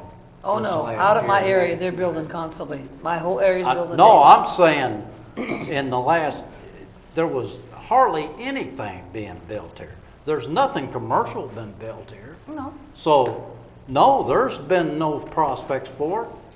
I agree with that. We don't have the workforce, we don't have the people. But things are Place to live. picking up now. Once you change it, you're not going to go back. And you'll never get to decide on what goes in there again. We can't decide what goes on there now. I understand that, And you know, they keep saying that this piece of property is too little for this, but if you get this, here is the zoning thing right here, and if you get it out and read it, any retail store can be built there. Anything. So I don't understand why they keep saying that it's zoned, it's zoned wrong. Anything could be built there. Pretty well any commercial business. Yes, housing can't be built there. But any commercial building, I have the property you're listed. kind of, I have the property listed, and I've had it listed for 2 years. I'm sorry, man, time has passed for addressing council. Yeah, council just discussing amongst themselves. I And I mean- might also put in right now that I understand everyone's passionate about this. At some point, we need to bring it to a vote here. So, go ahead, Mr. Moore. Well, I think we lost direction. The Bells asked for the rezoning. Zimmerman don't own it. We don't know if they're getting their financing for their project. But I want to say that I took offense to one of the comments made this evening, because I think that this council, we got some new people, has worked very hard, and whoever told you black your teeth out and put straw hats on, I don't believe that. I travel around. I went to a meeting in Missouri Municipal League Thursday. People in cities larger than Fulton is jealous of the things we do in this little town. We have fiber optics. We work with the chamber. We got coach coming in. But I'm going to tell you, people read. Even at Missouri Municipal League Thursday afternoon, they already read the paper and seen about the housing thing, and they laugh and they said, don't you know, don't use affordable housing. That's a bad term to use because it's for poor people and minorities. And that's exactly why when we try to get business here, people read before they come to a community. Ask them, they checked out Fulton. They're not going to come to a town where everybody's crying. And I hear, oh, there's plenty of places for it. Hey, if you can find 10 acres in the 4th Ward, I'll be happy to take you my ward. I might make some mad, sorry, Rick. But, y'all just don't want to say, not in my neighborhood. That's what the whole thing's about. And I'm going to be totally honest. Then you look at the privileged children. Listen to what you're saying and how it's going across to the airwaves to the rest of the community. Throw the kids away. I mean, I'm sorry, but the Bells asked for a zoning change, and if Zimmerman wasn't in the picture, they'd probably been zoned 6 months ago. So I'm stuck with them. I'll tell you up front, I will vote for the rezoning. Now, I'm just sorry. And I have plenty of things in my ward that I don't like in my ward now. Okay. I just have one more thing to Sure. say before we go anywhere, Mayor. Why would we rezone if funds are not in place to move forward? Why would we rezone it? They want the cart May- before the horse, as the same as we all do. May I answer that? And we'll be done? C3 is an incorrect zoning for this piece of property. Somebody didn't think so. Let me finish, please. C2 opens this up. We've gone for 10 years and we haven't been able to sell it. Now, whether Zimmerman can get the property and the loans and the tax credits are irrelevant. It's irrelevant. We need to zone this property correctly. Now, if Zimmerman gets the tax credits, hopefully they'll build some nice apartments and we'll have some nice people moving in. If they don't get the tax credits, they probably won't build it, but it will be zoned correctly. And then Mr. Bell can sell it to somebody else. It was originally zoned C3 from someone that designed the city. Whoever did that had something in plan for it. So we're good. Thank you, Mayor. Okay. Thank you. If there's not any further discussion, I'm going to call for the question. Okay. And probably we ought to just go with show of hands on this. All those in favor of advancing bill number 1510, please signify by raising your right hand. I'm counting 6. All those opposed, same sign. Thank you. Counting 2. Bill number 1510 advances for consideration at the next meeting. Thank you. We'll now consider bill number 1511, which is an ordinance that has to do with our taxi cabs in town. And Councilwoman Reclue, would you please present 1511, first reading, title only? Yes. Bill number 1511, an ordinance amending Chapter 118, Vehicles for Hire, Fulton City Code by repealing Section 118-26, definitions, enacting new sections in layer thereof, and establishing an effective date. I make a motion to place Bill number 1511 for the second reading at our next regular scheduled meeting, please. Second. Thank you. Okay, very good. Thank you. I have a motion and a second to advance bill number 1511. Any further discussion of that motion? I do have a question. Question, sure. Did some, Go ahead.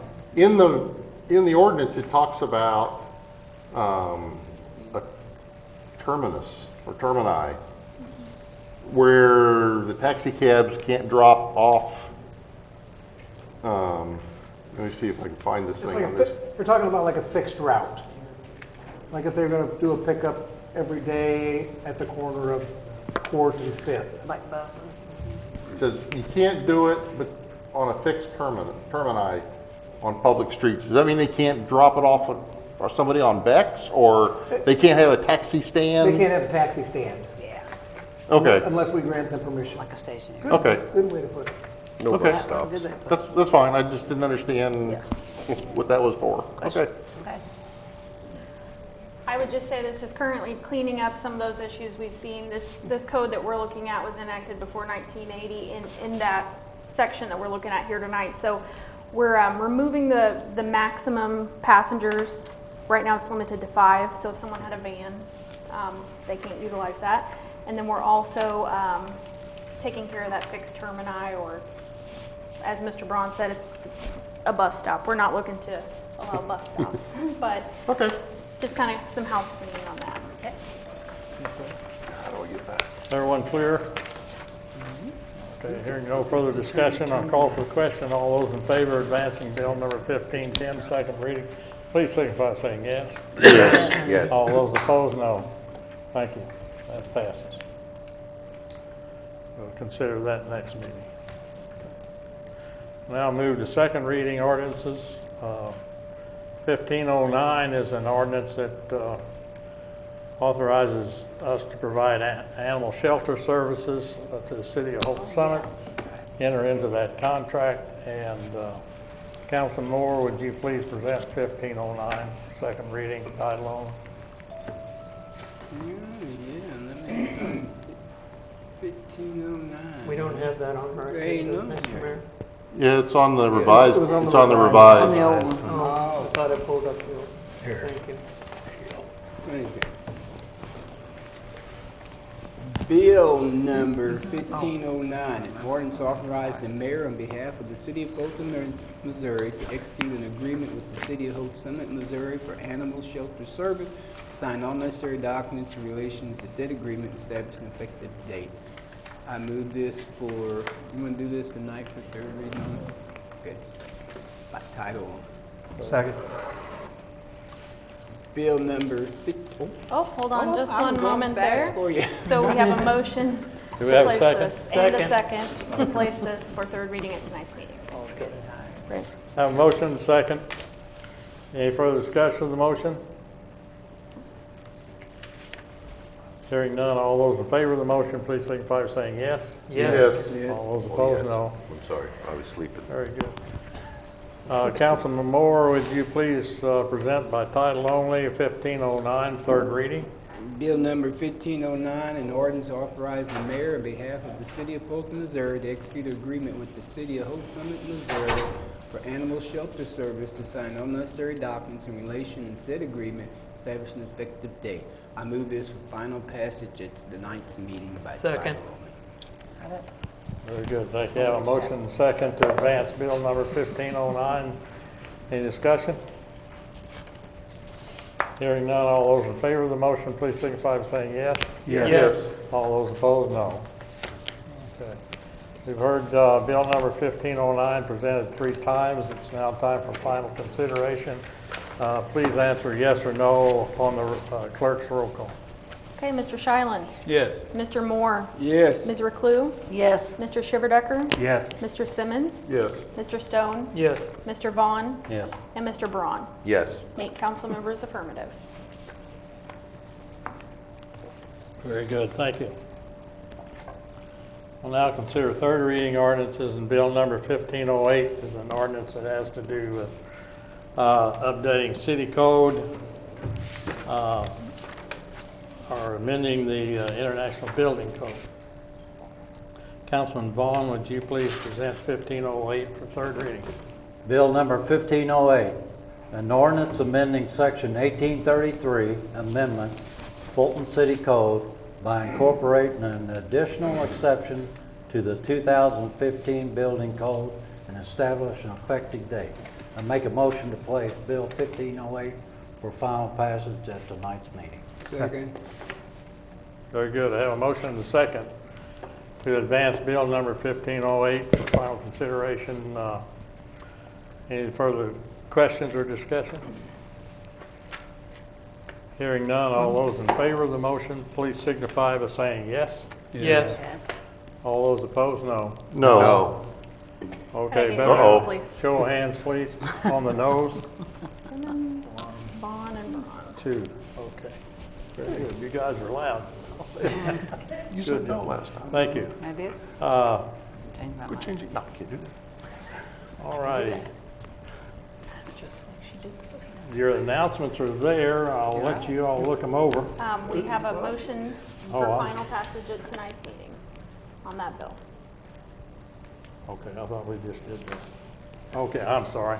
That's okay. Yeah, I'm with it. Yes, y'all It's been a long heard, night. Yeah.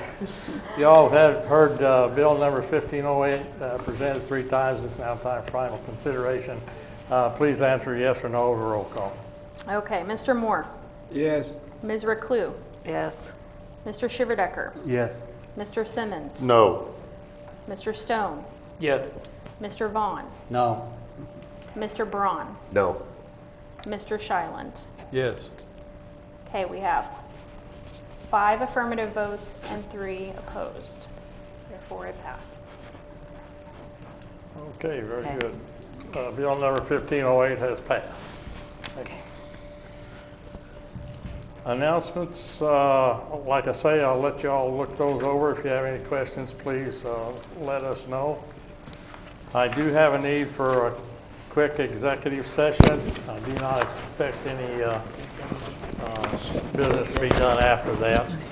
And it's to discuss potential legal issues.